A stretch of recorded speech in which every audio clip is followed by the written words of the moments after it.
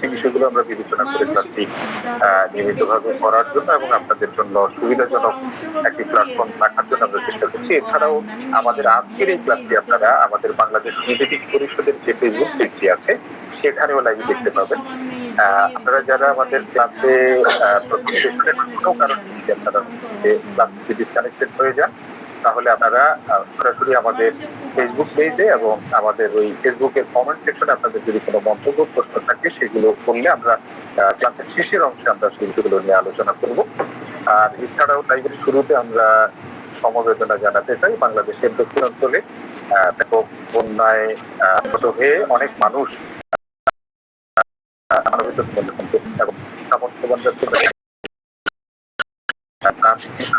সহায়তা নিয়ে উপস্থিত হয়েছেন, তাদের জন্য দোয়া করতে আল্লাহ রাব্বুল আলামিন তাদের সহযোগিতা যা যেন তাদেরকে দান করেন এবং যারা বন্যায় ক্ষতিগ্রস্ত হয়েছেন এবং এখনো আল্লাহ রাব্বুল আলামিন যেন তাদেরকে অতি দ্রুত সেই বন্যার ভয়াবহতা থেকে রক্ষা করেন সেই জন্য দোয়া কামনা করতে আবারও। আর আজকে আমাদের নিয়মিতভাবেই যে আমাদের ক্লাস পরিচালনা করেন আমাদের প্রিয় শিক্ষক বাংলাদেশ হোমিওপ্যাথিক পরিষদের সম্মানিত সভাপতি ডক্টর শেখ ফারুক ইলাহি স্যার, তিনি আলোচনা করবেন ম্যাথমেটিক্যাল অধ্যয়নের কৌশল এবং আয়ত্ত করার কৌশল। এই বিষয়টি নিয়ে ইতিপূর্বে আমাদের এই ক্লাসে আলোচনা হয়েছে, তারপরেও আবারও নতুনদের জন্য বিশেষ আরো বেশি গভীরতর আলোচনার উদ্দেশ্যে এবং হোমিওপ্যাথির স্বার্থে আমাদের স্যার বিষয়টি চয়েস করেছেন, আলোচনা করবেন আজকে বাংলা ভাষণের আলোচনা। আপনারা জানেন আমরা বাংলা ইংরেজি উভয় ভাষাতেই এই আলোচনাগুলো উপস্থাপন করে থাকি। সেই হিসেবে আজকে বাংলা ভাষণের আলোচনা হবে, পরবর্তী নিশ্চয়ই ইংরেজিতে তারা আবারও আলোচনা করবেন হয়তো। তো আমি আর কিছু কথা না বাড়িয়ে সবাইকে স্বাগত জানাচ্ছি আমাদের আজকের ক্লাসে। ক্লাস শুরু করবেন আমাদের প্রিয় শিক্ষক ডক্টর শেখ ফারুক ইলাহি স্যার। স্যার নিশ্চয়ই শুনতে পাচ্ছেন, আপনারা আলোচনা করবেন। জি, বিসমিল্লাহির রহমানির রহিম। ধন্যবাদ ডক্টর আনোয়ার পটোয়ারি আপনার ইন্ট্রোডাকশনের জন্য এবং এই অনলাইন ক্লাসটা আয়োজনে সাহায্য করার জন্য। সম্মানিত উপস্থিতি, আমার প্রিয় হোমিওপ্যাথিক চিকিৎসক, ছাত্র এবং হোমিও অনুরাগীরা, আসসালামু আলাইকুম ওয়া রাহমাতুল্লাহি ওয়া বারাকাতুহু। আদাব, গুড ইভিনিং। আমরা প্রায় 3 বছরের বেশি আগে আমাদের এই অনলাইন ক্লাসটা শুরু করেছিলাম। আমরা নিয়মিতই রবিবার এবং বুধবারে ক্লাসটা চালিয়েছি। মাঝে জানেন আমাদের দেশের পরিস্থিতি এবং অন্যান্য কিছু কারণে ঈদের ছুটির কারণেও আমরা ক্লাসটা ওই সময়ে নিয়মিত করতে পারিনি। আমি আশা করছি এবার থেকে আমরা নিয়মিত এই ক্লাসটা পরিচালনা করতে পারবো। বিশেষ করে বুধবারের ক্লাসটা, রবিবারের ক্লাসটা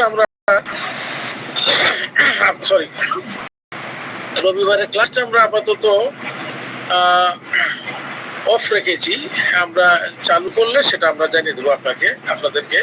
তবে বুধবারে রেগুলার ক্লাস হবে বলে আমি আশা করি। একই সময়ে ধরেন আপাতত 9:30 রাত 9:30 এবং আমরা মোটামুটি 11টার মধ্যে শেষ করার চেষ্টা করব।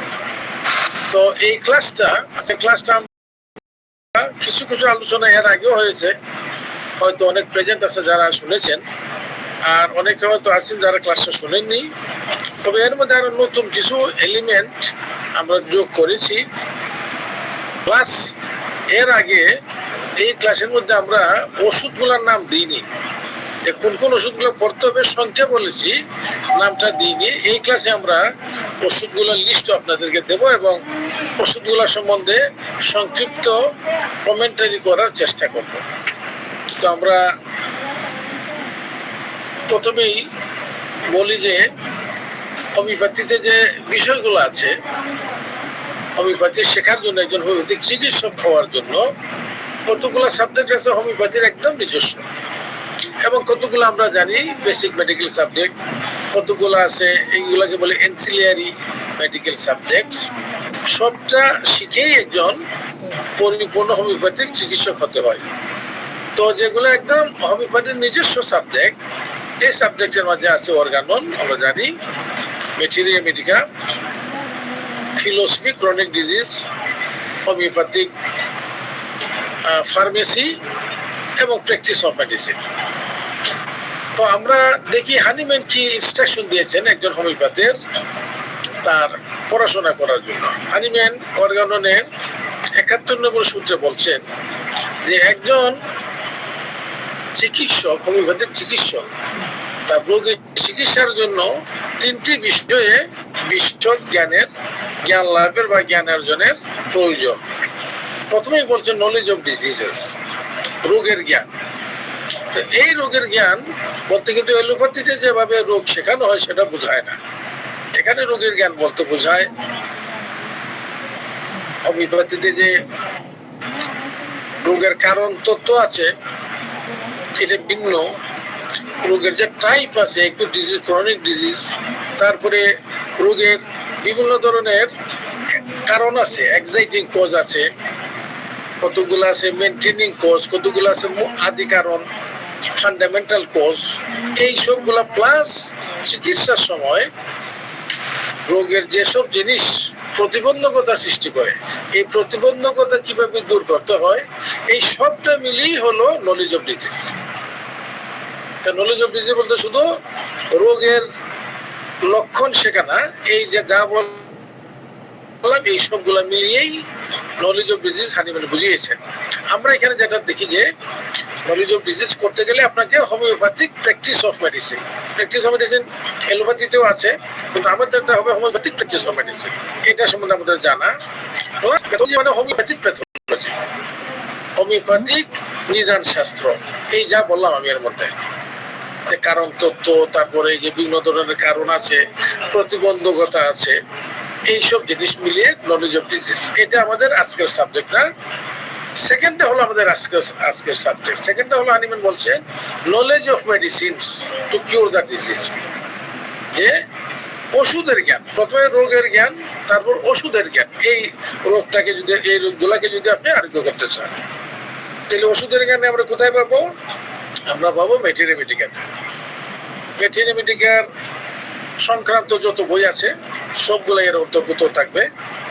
এবং থার্ড বলছেন a method of applying knowledge of medicine to treat diseases, যে এই নলেজ অফ মেডিসিন, এই যে 2 নম্বর যে মানে কম্পোনেন্টটা, এই নলেজ অফ মেডিসিন রোগে ওষুধের জ্ঞানটাকে রোগারোগ্যে আপনি কিভাবে ব্যবহার করবেন, কি কৌশলে ব্যবহার করবেন, ওই কৌশল জানা।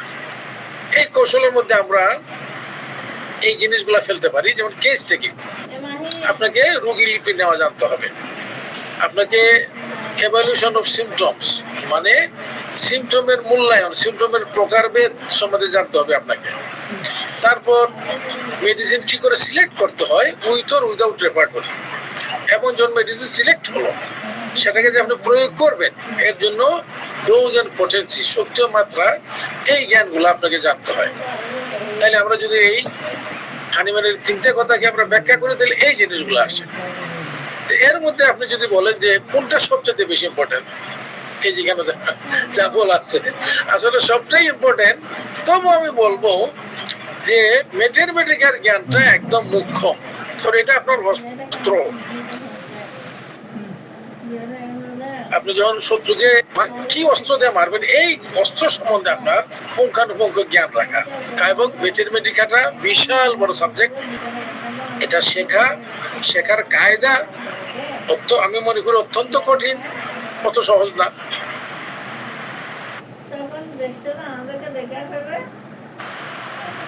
বরং আপনি নলেজ অফ ডিজিজ বা মেথড গুলো আপনি যদি কাউ অ্যাপ্লিকেশন দেয়, কিছুদিন পড়ায়, আপনি মোটামুটি আয়ত্ত করতে পারবেন। কিন্তু নলেজ অফ মেডিসিনের জন্য, ওষুধের জ্ঞানের জন্য আপনাকে বছরের পর বছর আপনাকে স্টাডি করতে হবে।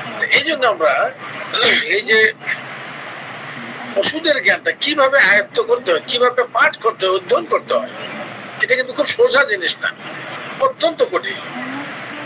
এবং এই জন্য আমরা এই জ্ঞানটা আয়ত্ত করার জন্য যারা বড় বড় দিকপাল, তারা যেসব ইনস্ট্রাকশন আমাদেরকে দিয়েছেন, আমি মনে করি ওই ইনস্ট্রাকশন অনুযায়ী যদি আমরা এই ওষুধের জ্ঞানটাকে আহরণ করার চেষ্টা করি, তাহলে আমরা অল্প সময়ে বেশি আয়ত্ত করতে পারবো। এই জিনিসটি আমি এই লেকচারে তুলে ধরার চেষ্টা করছি। আমরা দেখি প্রথমেই যে ম্যাথমেটিক্যাটা আসছে, আমরা বলি যে হানিম্যানে মোট আমাদের কাছে তার 4টা গ্রন্থ আছে: Organon of medicine, materia medica pura, chronic disease, এবং তার বিভিন্ন লেখার সমন্বয়ে একটা সংকলন, যেটাকে বলে আপনার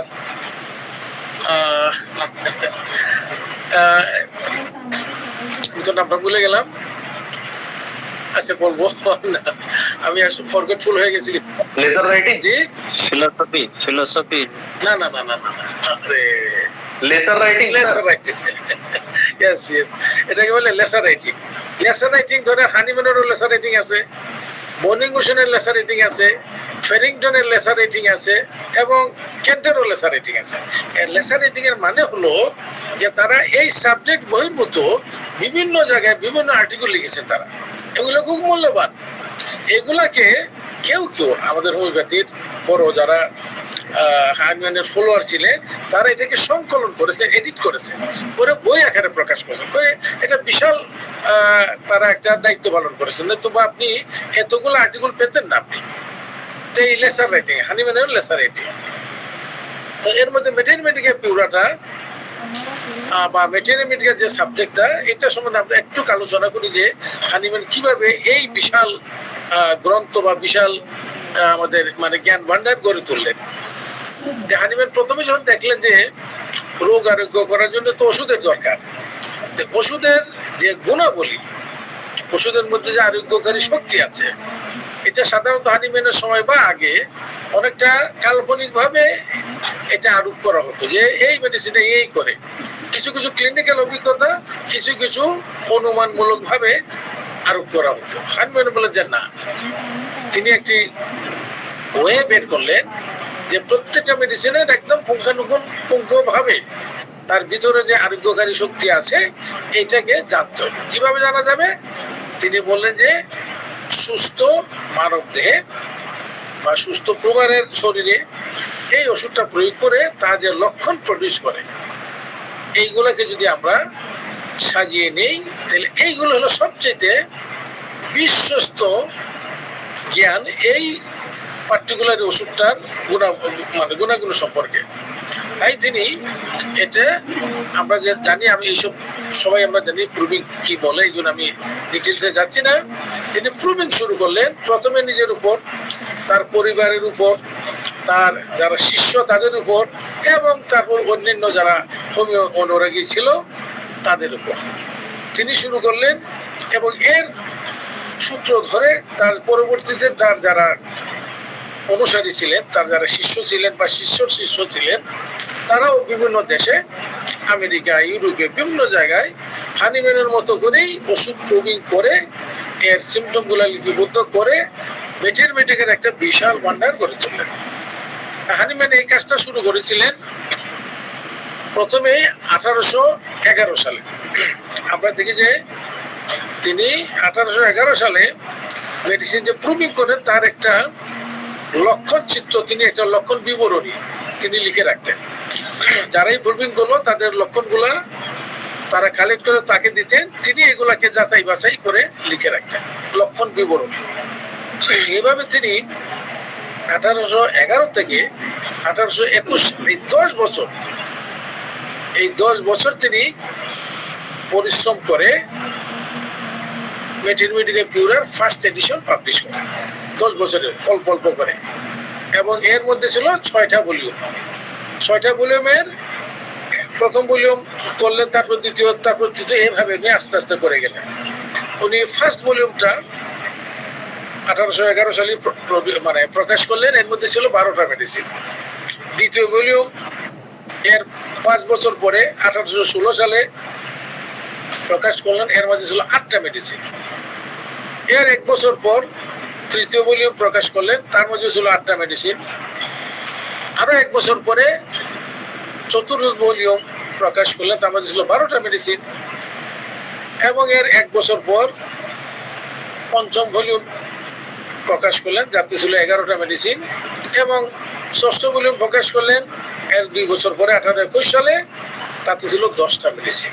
এই টোটাল 61টা মেডিসিন তিনি 10 বছরে প্রুভ করে এর লক্ষণ বিবরণী প্রডিউস করে এটাকে একটা অ্যানাটমিক্যাল স্কিমা অনুযায়ী সাজিয়ে একটা ফার্মাসিউটিক্যাল নলেজ হিসেবে বা মেটেরিমেটিকা হিসাবে তিনি গ্রথিত করলেন।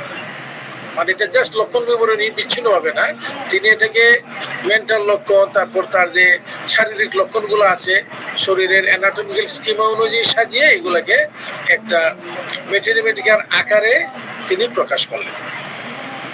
এই 61টা মেডিসিন তিনি 10 বছরে করলেন। তারপর আমরা দেখি যে এর পরের বছর থেকে তিনি আরো গবেষণা শুরু করলেন, মানে আরো প্রুভিং শুরু করলেন, এবং শুধু প্রুভিং না, আগের যে মেডিসিনগুলো প্রুভ করলেন এগুলোকে আবার তিনি লক্ষণগুলোকে যাচাই বাছাই করলেন, পরে কিছু লক্ষণ বাদ দিলেন, কিছু অ্যাড করলেন, পরে ওইগুলোকে আবার তিনি এডিট করলেন।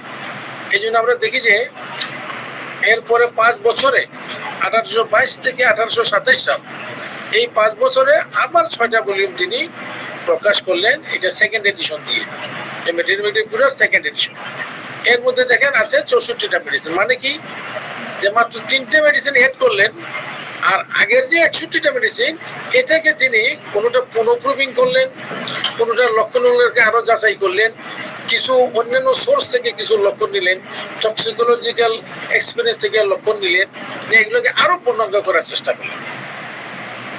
তারপর তিনি তার থার্ড এডিশন, আমাদের হাতে যে মেটেরিমেটিকা পিউরো আছে সেটা হলো থার্ড এডিশন, সেটা তিনি 1830 থেকে 1833 এই সময় তিনি এটা প্রকাশ করলেন। কিন্তু এর ভলিউম তখন কমিয়ে আনলেন 2টা ভলিউমের মধ্যে, ভলিউম 1, ভলিউম 2। আমরা এখন যেটা বাজারে পাই দেখেন ভলিউম 1 এবং ভলিউম 2 আছে, এবং সেটা হলো তার third edition, third revise edition, যেটা 1833 সালে প্রকাশ হয়েছিল। এবং মেডিসিন এই 64টি, অর্থাৎ থার্ড এডিশনে নতুন কোনো মেডিসিন এড হলো না, বরং পুরোনোগুলোকেই আরো যাচাই বাছাই, আরো পরিশুদ্ধ করে, আরো পরিমার্জনা করে তিনি প্রকাশ করলেন। কাজে আমরা যে মেটেরিমেটিক পুরোটা পাচ্ছি এটা অত্যন্ত পরিমার্জিত রূপে আমরা পাচ্ছি। তারপর আমরা দেখি, আমরা এখানে কি দেখলাম যে মেটেরিমেটিক পিউরের ইতিহাস কিন্তু 1833 সালে শেষ, কিন্তু তিনি এর আগেই ক্রনিক ডিজিজের উপর তিনি কাজ শুরু করেছিলেন। এবং আমরা জানি ক্রনিক ডিজিজ তিনি 1816 সাল থেকে তিনি কাজ শুরু করেন, 1816 সাল থেকে, এবং 12 বছর কাজ করেন। 1828 সালে এটাকে তিনি প্রকাশ করেন। 12 বছর এটা নিয়ে অনেক গবেষণা করেছেন। পরে এর 2টা পার্ট, একটা হলো থিওরিটিক্যাল পার্ট, যে ক্রনিক ডিজিজ জিনিসটা কি, এটা কিভাবে হয়, এর কারণ কি, এর লক্ষণাবলী কি, এটা চিকিৎসা করার উপায় কি, এটা হলো এর থিওরিটিক্যাল পার্ট। আর কতগুলো হলো যে এই ক্রনিক ডিজিজগুলোকে যে মেডিসিন দিয়ে আরোগ্য করা হবে, ওই মেডিসিনগুলার মেটেরিমেটিকা, মানে তাহলে এখানে দেখবেন এখানেও কিন্তু নতুন মেডিসিন তিনি প্রুভ করেছেন। আবার পুরাতনগুলোর মধ্যে থেকে যেগুলা ক্রনিক ডিজিজ আরোগ্য করার উপযুক্ত, ক্রনিক ডিজিজের লক্ষণ আছে, এইগুলাকে ক্যাটাগরাইজ করে তিনি ক্রনিক ডিজিজের মধ্যে সন্নিবেশিত করেছেন। যেগুলা সোরার লক্ষণ বেশি ওই ওষুধগুলো তিনি অ্যান্টিসোরি, যেগুলা সাইকোসিসের লক্ষণ বেশি এগুলাকে অ্যান্টিসাইকোটিক, যেগুলা সিভিলিটির লক্ষণ বেশি এগুলাকে অ্যান্টিসিভিলিটিক, এইভাবে ক্যাটাগরাইজ করে তিনি ক্রনিক ডিজিজের মধ্যে সন্নিবেশিত করেন। সেখানে আমরা দেখি যে ক্রনিক ডিজিজের ফার্স্ট এডিশনটা 4টা ভলিউমে তিনি প্রকাশ করেন 1828 থেকে 1830 মধ্যে। এর মধ্যে ভলিউম 1-এ, ভলিউম 1 থেকে 3, এই 3টে ভলিউম হলো মেটেরিমেটিকার ভলিউম। এর মধ্যে 22টা মেডিসিন অ্যাড করলেন, নতুন মেডিসিন। এবং ভলিউম 4টা হলো থিওরিটিক্যাল, থিওরি, যে ক্রনিক ডিজিজের তাত্ত্বিক অংশ এটা, সেটাকে তিনি তার গবেষণা চলতে থাকলো। 1835 থেকে 1839 এই 4 বছরে তিনি এর সেকেন্ড এডিশন বের করলেন। কিন্তু এখানে হয়ে গেল 5টা ভলিউম। এর মধ্যে 48টা মেডিসিন অ্যাড হলো। 48টা মেডিসিন, 48টার মধ্যে আবার এর আগের যে এডিশনে ছিল এর মেডিসিনেরও অনেকগুলো আছে, যেগুলা কেউ যে পরিমার্জনা করে করছে, কতগুলো আবার নতুন মেডিসিন অ্যাড করেছেন তিনি। এই জন্য আমরা যদি মানে কাউন্ট করি তাহলে আমরা দেখবো যে মেটেরিমেটিকে পিউরো এবং ক্রনিক ডিজিজ মিলিয়ে হানিম্যান মোট 99টা মেডিসিন প্রুভিং করে এর মেটেরিমেটিকে আমাদেরকে দিয়ে গেছে। আপনার কতগুলো মেডিসিন আছে পিউরার মধ্যেই, কতগুলো আছে শুধু ক্রনিক ডিজিজে, আবার কতগুলো আছে দুইটার মধ্যেই। এখন হানিম্যানের জীবৎকালে মানে ধরেন 1839 পর্যন্ত তিনি মেটেরিমেটিকার গবেষণা করে প্রুভিং করে আমাদেরকে ওষুধের নলেজ দিয়ে গেছে। তারপর তার যে আর তিনি বেঁচে ছিলেন আর ধরেন 4 বছর বেঁচে ছিলেন। এই 4 বছর তিনি আমরা জানি অর্গাননের 6th এডিশন নিয়ে তিনি গবেষণায় মানে নিয়োজিত ছিলেন ওই সময়টুকুতে। এই জন্য একটা জিনিস খেয়াল করেন যে আমরা এই যে ক্রনিক ডিজিজের মধ্যে আমরা অর্গানন 5th এডিশনের থেকে অনেক কিছু নতুন নতুন জিনিস পাই জ্ঞানে। কারণ ক্রনিক ডিজিজের এই অংশে দেখবেন হানিম্যান বলছেন যে কোনো ওষুধ লিকুইডে ছাড়া মানে মিশ্রণে ছাড়া দেওয়া যাবে না, পুইরেতে দেওয়া যাবে না, বড়িতে দেওয়া যাবে না, আপনার ওই যে পিলে দেওয়া যাবে না, এটাকে পানিতে গুলে দিতে হবে। এই কথাগুলো কিন্তু 6th এডিশনেও আসছে আমাদের অর্গাননে, এবং এর কিছুটা ভাব আমরা ক্রনিক ডিজিজের শেষাংশে আমরা দেখতে পাই। কারণ ওই সময় তিনি ক্রনিক ডিজিজ 6th এডিশন অর্গাননেরও গবেষণা করছিলেন যখন এইটা প্রকাশ হয় 1839 সালে। আমরা জানি 1838 থেকে তিনি 6th এডিশনের গবেষণাটা শুরু করেন। এই জন্য ওই আইটা কিছুটা এর মধ্যে শেয়ার হয়েছে। এখন হানিম্যানের মৃত্যুর পরে তার যারা এবল শিষ্য ছিলেন জার্মানিতে, আমেরিকাতে, ইউরোপে, তারা এই হানিম্যানের এই কাজ, তার আরব্ধ কাজ তারা আরো চালিয়ে গেলেন।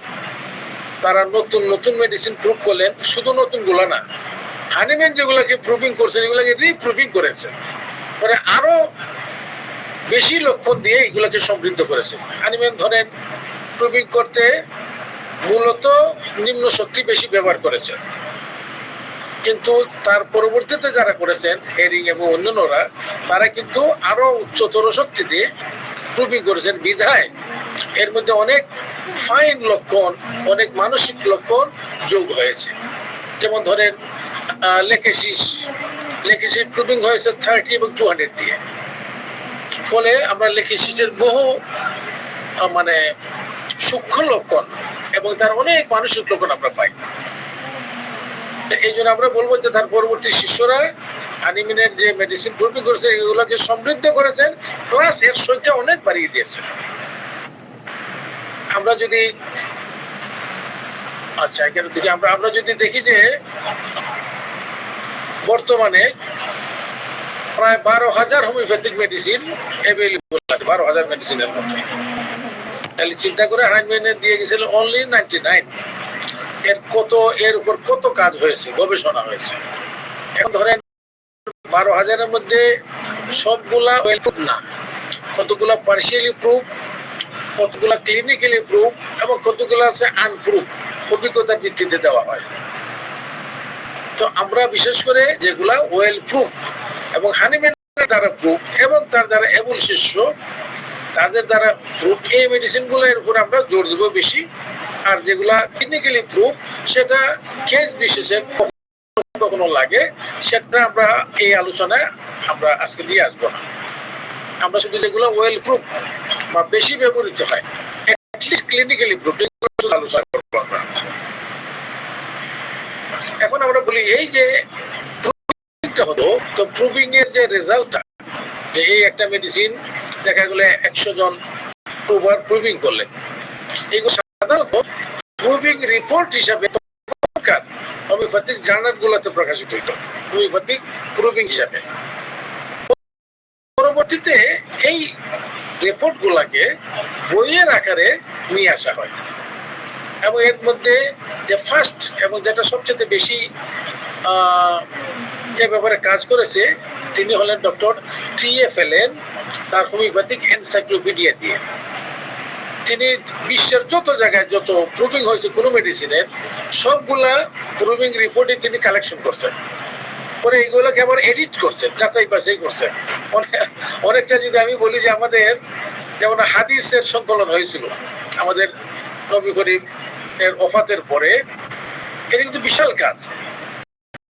এগুলা কোথায় কোথায় বিভিন্ন জায়গা থেকে এইসব তথ্য নিয়ে এসে আবার বিভিন্ন মানদণ্ডে যাচাই বাছাই করে এটা একটা গ্রহণযোগ্য পর্যায়ে নিয়ে আসা হয়েছে। আমরা দেখি যে এখানের মধ্যেও, কারণ এটা তো প্রুভিং বিভিন্ন জনে করেছে, কেউ করেছে লো পটেন্সি দিয়ে, কেউ হাই পটেন্সি দিয়ে, কেউ অল্প জনের মধ্যে করেছে, কেউ বেশি জনের মধ্যে করেছে। কাজে কোনোটা বেশি ডিপেন্ডেবল, কোনোটা কম ডিপেন্ডেবল। কাজে এইগুলোকে যাচাই বাছাই করার কাজটা কঠিন কাজ। এই কাজটা প্রথমে করেছেন ডক্টর টি.এফ. এলেন তার এনসাইক্লোপিডিয়ার মধ্যে, এবং এরপর অন্যরা এই লাইনে যোগ করেছেন। আমরা এখনই দেখছি কারা কারা করেছেন এই কাজগুলা। আমরা এগুলোকে বলি প্রাইমারি টেক্সট অফ ম্যাটেরিয়ামেটিকা, যে একদম প্রুভিং রিপোর্ট থেকে যেসব ম্যাটেরিয়ামেটিকা রচিত হয়েছে বলা ঠিক না, প্রণয়ন হয়েছে, কারণ ম্যাটেরিয়ামেটিকা কেউ রচনা করে না, তার একদম বিশ্বাসযোগ্য প্রুভিং রিপোর্টের ভিত্তিতে এগুলা প্রণয়ন করা হয়। আমরা এই 6টা ওয়ার্কস, এটা হলো সবচেয়ে বিশ্বাসযোগ্য প্রুভিং রিপোর্ট সমৃদ্ধ ম্যাটেরিয়ামেটিকা। যেমন আমরা দেখি এখানে আছে স্যামুয়েল হানিম্যানের ম্যাটেরিয়ামেটিকা পুরা 2 ভলিউমের, হানিম্যানের ক্রনিক ডিজিজ 2 ভলিউমের, এবং ডক্টর টি.এফ. এলেন তার এনসাইক্লোপিডিয়া অফ পিওর ম্যাটেরিয়ামেটিকা 12 ভলিউমের। এটা একটা বিশাল খেদমত আঞ্জাম দিয়েছেন এই যে টি.এফ. এলেন, বিশাল খেদমত, এবং এক হাতে কেন। আমরা এখন দেখি যে মেডিকেলের বইগুলা, একটা বই অন্তত 5-6 জন লেখক লিখেন, যে তিনি এই কয়েকটা চ্যাপ্টার, তিনি এই কয়েকটা চ্যাপ্টার, তিনি এই কয়েকটা চ্যাপ্টার, এইভাবে। সেক্ষেত্রে এত বড় কাজ টি.এফ. এলেন এককভাবে বছরের পর বছর পরিশ্রম করে এই 12 ভলিউমে নিয়ে আসছে। এটা বিশাল বড় কাজ। এবং টি.এফ. এলেনের এই যে সংগ্রহ, এটাকে কনস্ট্যান্টাইন হেরিং, হানিম্যানের আরেক বড় শিষ্য, যাকে বলা হয় ফাদার অফ আমেরিকান হোমিওপ্যাথি, তিনি এটাকে আরেকটু কনসাইজ করেছেন, আরেকটু ক্যাটাগরাইজ করেছেন, আরো সহজবোধ্য এবং বেশি ব্যবহারযোগ্য করেছেন। কিভাবে? আপনি যদি এলেনের এনসাইক্লোপিডিয়া পড়েন, এখানে কোনো গ্রেড পাবেন না, জাস্ট রিপোর্ট, এই লক্ষণ, এই লক্ষণ, মাথার মাঝে এই লক্ষণ, নাকের মাঝে এই লক্ষণ, এইভাবে। কনস্ট্যান্টাইন হেরিং এগুলোকে আবার একটু এভ্যালুয়েট করেছেন, মূল্যায়ন করেছেন, যে তিনি লক্ষণগুলোকে 4টা ডিগ্রিতে ক্লাসিফাই করেছেন। 1st degree, 2nd degree, 3rd degree, 4th degree, যেটা গ্রেড। ক্যান্টে বলছেন গ্রেড, আর হেরিং বলছেন ডিগ্রি। তিনি 4টা ডিগ্রি বা গ্রেডে এগুলোকে মূল্যায়ন করেছেন। তার যদি আপনি কনস্ট্যান্টাইন হেরিং এর গাইডিং সিম্পটম দেখবেন, কোন লক্ষণের পাশে দেখবেন যে 2টা বড় বড় দাগ দেওয়া আছে, 2টা বড় বড় খাড়া দাগ, এটা হলো একদম ফার্স্ট ডিগ্রি। কোন লক্ষণের পাশে দেখবেন একটা মোটা খাড়া দাগ, এটা হলো 2nd ডিগ্রি। কোন লক্ষণের পাশে দেখবেন 2টা চিকন দাগ, এটা হলো 3rd ডিগ্রি। এবং কোনটার পাশে দেখবেন আছে একটা চিকন দাগ, এটা হলো 4th ডিগ্রি। এখন আপনি যখন কনস্ট্যান্টাইন হেরিং এর বইটা পড়তে এই আপনি মজা পাবেন। আমাকে আমার যিনি গুরু, তিনি আমাকে বলতেন যে প্রথমে তুমি শুধু হেরিং এর 1st আর 2nd গ্রেডটা পড়বা, 3rd 4th পড়বা না। তুমি 1st আর 2nd গ্রেড গুলোই যদি পড়ো, এই মেডিসিন সম্বন্ধে তুমি জেনে গেলা। তারপর তুমি যখন আর একটু পাকাপোক্ত হবে, এই মেডিসিন সম্বন্ধে খুব ভালো জানছো, আরো জানতে চাও, দেন তুমি 3rd 4th যাবা। তাইলে দেখেন কনস্ট্যান্টাইন হেরিং, এলেনের এনসাইক্লোপিডিয়া এবং হানিম্যানের যে সোর্স, এটাকে তিনি আরো সুন্দর করে আমাদের কাছে প্রেজেন্ট করছেন 4টে গ্রেড দিয়ে। তারপর আরেকজন ওয়ার্কার, তার নাম রিচার্ড হিউজেস, তিনি ব্রিটিশ হোমিওপ্যাথ, তিনিও একজন বিশাল বড় মাপের হোমিওপ্যাথ। যদিও হানিম্যানের কিছু কিছু নীতিমালার সঙ্গে তার কিছুটা বিরোধিতা ছিল, যেমন তিনি বেশি প্যাথোলজিক্যাল সিমটমগুলোর উপর গুরুত্ব আরোপ করতেন, যেগুলো মানসিক লক্ষণ এগুলাকে কম গুরুত্ব আরোপ করতেন, অথবা যেগুলা নিম্ন পটেন্সির মেডিসিন দিয়ে প্রুভিং হয়েছে এইগুলাকে তিনি গুরুত্ব দিতেন বেশি, আর যেগুলো হাই পটেন্সি 30-100 এইগুলো তিনি বলতেন যে এইগুলা সবটা সঠিক লক্ষণ না, এগুলো রোগীর ধ্যান ধারণা মিশে গেছে এর মধ্যে এখানে একটা। এবং এভাবে তিনি করলেন কি, যে এই এলএনএন এনসাইক্লোপিডিয়া হানিম্যানের মেথিমেটিকা ক্রনিক ডিজিজ থেকে যেসব লক্ষণ বেশি মানসিক এবং ফাইনার গ্রেডের মানসিক লক্ষণ এইগুলাকে তিনি বাদ দিয়ে দিলেন, এবং যেগুলা বেশি হাই পটেন্সি দিয়ে তৈরি হয়েছে যে লক্ষণগুলো এইগুলাকেও তিনি বাদ দিলেন। বাদ দিয়ে তিনি মেথিমেটিকা প্রণয়ন করলেন। তিনি বললেন যে এইগুলো বেশি বিশ্বাসযোগ্য, এবং তার বইটা 4 ভলিউমের বই বাজারে পাওয়া যায়, আমরা পড়েছি। বা আপনি ইন্টারেস্ট নিয়ে আপনি ধরেন একটা মেডিসিন মেথিমেটিকা পুরা থেকে পড়লেন, এলএনএন এনসাইক্লোপিডিয়া থেকে পড়লেন, হেরিং থেকেও পড়েন, একটা হিউজের থেকে সেম মেডিসিন মনে করেন পালসে দিলাম বা মনে করেন সে কোষ্টিকাম, তাহলে আপনি ডিফারেন্সটা বুঝবেন। তো রিচার্ড হিউজেস 4 ভলিউমে তার নাম দিলেন সাইক্লোপিডিয়া অফ ড্রাগ প্যাথোজেনেসিস। তারপর আরেকজন ওয়ার্কার, তিনি ব্রিটিশ বড় মাপের homeopath doctor John Henry Clarke, 1935 সালে মারা গেছেন। তিনি অনেক দিন বেঁচে ছিলেন, 25 সালে মারা গেছেন, অনেকটা বরিকের সময় সবাই কেন্ট মারা গেছেন আগে 1916 সালে। তো ক্লার্ক করলেন কি, ক্লার্ক এই যে হানিম্যানের ওয়ার্কস, হেলেনের ওয়ার্কস, হেরিং এবং রিচার্ড হিউজেস, এদের সবগুলো ওয়ার্ককে তিনি এডিট করলেন। পরে তিনি ডিকশনারি অফ প্র্যাকটিক্যাল ম্যাথমেটিক্স, এটা আরো কনসাইজ এবং আরো প্রিসাইজ, কনসাইজ এন্ড প্রিসাইজ পরে 3 ভলিউমে এই জিনিসটা দিলেন আমাদেরকে। এখানে একটা চমৎকার জিনিস আছে, যারা এই বইটা পড়ছেন তাদের তো জানেন, যারা পড়েন তাদেরকে বলি। তিনি প্রথমেই ক্যারেক্টারিস্টিক্স বলে একটা বড় চ্যাপ্টার লিখছেন। সে মনে করেন কোষ্টিকামের ক্যারেক্টারিস্টিক্স, এখানে কিন্তু পুরা মেডিসিনটার জিস্ট পাবেন আপনি, একদম একদম এসেন্সটা, সারাংশটা। তারপরে তিনি চলে গেছেন অ্যানাটমিক্যাল স্কিমাতে, যে মনে করেন হেড, নোজ, তারপর থ্রোট, চেস্ট, এইভাবে গিয়েছেন তিনি। কাজে আপনি যদি ক্লার্কের বইটা পড়তে চান তাইলে ওই যে ক্যারেক্টারিস্টিক এটা ভালো করে পড়বেন আপনি, আর অন্যগুলো আপনার ইন্টারেস্ট অনুযায়ী পড়তে পারেন। সে ফর এক্সাম্পল আপনি যদি মনে করেন কোনায়াম পড়তে চান, কোনায়ামের আপনি ক্যারেক্টারিস্টিক পড়লেন এবং তার সেক্সুয়াল মেল জেনিটালিটা পড়লেন, কারণ এখানে তার মেল জেনিটালের কাজ অনেক বেশি। এভাবে, অথবা যদি আপনার ধৈর্য থাকে, সময় থাকে, উৎসাহ থাকে, পুরোটাই পড়বেন। এই যে 6টা বই, এইগুলো হলো হোমিওপ্যাথির একদম ফাউন্ডেশন, হোমিওপ্যাথিক ম্যাথমেটিকার ফাউন্ডেশন। এইগুলা ছাড়া হোমিওপ্যাথিক ম্যাথমেটিকা নেই। তো কি হলো, পরবর্তী জেনারেশন অফ হোমিওপ্যাথ, দেখেন আমি কেউ মাইন্ড করবে না যে আমি এইভাবে তুলনা দিচ্ছি।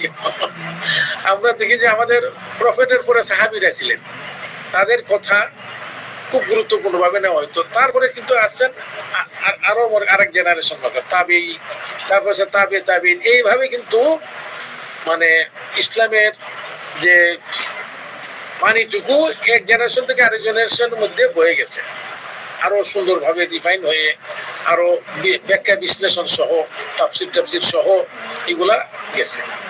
হোমিওপ্যাথির মধ্যে অনেকটা আমি এইভাবে দেখি যে হানিম্যানের একদম বিশ্বস্ত কিছু শিষ্য ছিলেন, তার পাশে যাদেরকে নিয়ে তিনি হোমিওপ্যাথি গড়েছেন, এবং তারা একটা সময় মারা গেছেন, কেউ ধরেন 70 বছর 80 বছরের পরে। তারপরে তাদের শিষ্য যারা ছিলেন, যারা রয়ে গেছেন, তারা আরেকটা জেনারেশন নিয়ে আসলেন। এই জেনারেশন তাদের কাজগুলোকে আরো পাকযুক্ত করলো, আরো রিফাইন করলো, আরো পরিমার্জনা করলো। তারপরে এরা এক সময় মারা গেলেন, তারপরে আসলো আরেক জেনারেশন, তারা এটা আরো রিফাইন করলো। আমরা যদি ধরি, আমরা হচ্ছি 5th জেনারেশন হোমিওপ্যাথিক। আমি পরে ব্যাখ্যা দেবো এটা, কেন আমরা কেন 5th জেনারেশন। আমরা কেন থার্ড জেনারেশন পর্যন্ত আলোচনা করব। এটা হলো হোমিওপ্যাথির ফার্স্ট জেনারেশন। এখন আমরা আসি যে পরবর্তী এর পরের জেনারেশনে যারা হোমিওপ্যাথ, তারা ওই 6টা বলিকে বা বিশেষ করে প্রথম 5টা বলিকে উপযোগ্য করে আরো সহজভাবে যাতে ভেটেরিনারিকা হোমিওপ্যাথরা বুঝতে পারে, মনে রাখতে পারে এবং সেটা রোগীর ক্ষেত্রে ব্যবহার উপযোগী করে তারা বই লিখলেন আরো সহজ বুদ্ধ করে। কিন্তু উপযোগ্য কিন্তু এইগুলোই, এই 5টা বই, উপরের 5টা বই। এটাকে আমরা বলি সেকেন্ডারি টেক্সট অফ ভেটেরিনারিকা। এখানে আপনি আর প্রুভিং রিপোর্ট পাবেন না, লক্ষণের রিপোর্ট না। এখানে মেডিসিনকে একটা মানুষের চরিত্র যেভাবে এক্সপ্লেন করা হয়, একটা চরিত্রায়ন করা হয়েছে একটা মেডিসিনকে। পালসিটেলা এই ধরনের, আপনি একটা মেন্টাল পিকচার পেয়ে যাচ্ছেন।